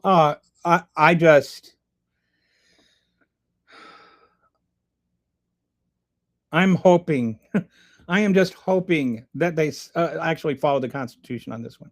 I think they will, but you never know. They don't seem to care much about reality. It is a really terrible court. I know that if they do rule against it, there is going to be a really strong dissenting opinion. If Joe Biden ran on his current policy platform in the UK, he would be the most far-right nut job going and receive about 50 votes nationally. The whole idea that he has developed around Gordon Brown and the British financial crisis in 2008 is such dog poop. It's unreal. Congrats to David Downer, the penis head, who managed to convince the British public that the financial crisis was his fault. I mean, people honestly think that the government's borrowing caused the financial crisis. It's just madness. How do people not understand that America failed to regulate their banks, and when their banks went under because of how closely connected our banking systems are, our banks also, there was, I saw this, it was actually a couple of British comedians that had this whole discussion on it. This was during the crisis. Like, this is like 15 years ago, 20 years ago, almost. It was like 2009, 2010. It was from a British TV show, and these two British guys that were sitting there talking about it, and they were talking about the whole thing in the context, and it was one of the funniest bits of TV I have ever seen. I'll see if I can find it, and maybe if I can, I'll play it, but it might be hard to find because it's been a long time. So, all right, and that, I think I'm pretty much all caught up on the comments now, and Harry just left. So there's still a few people left, but I think it's time to go. And by that, I mean, I really need to go. It's been over 3 hours for me. So have a wonderful day and a pleasant tomorrow. I will talk to you tomorrow, and we will punch you again.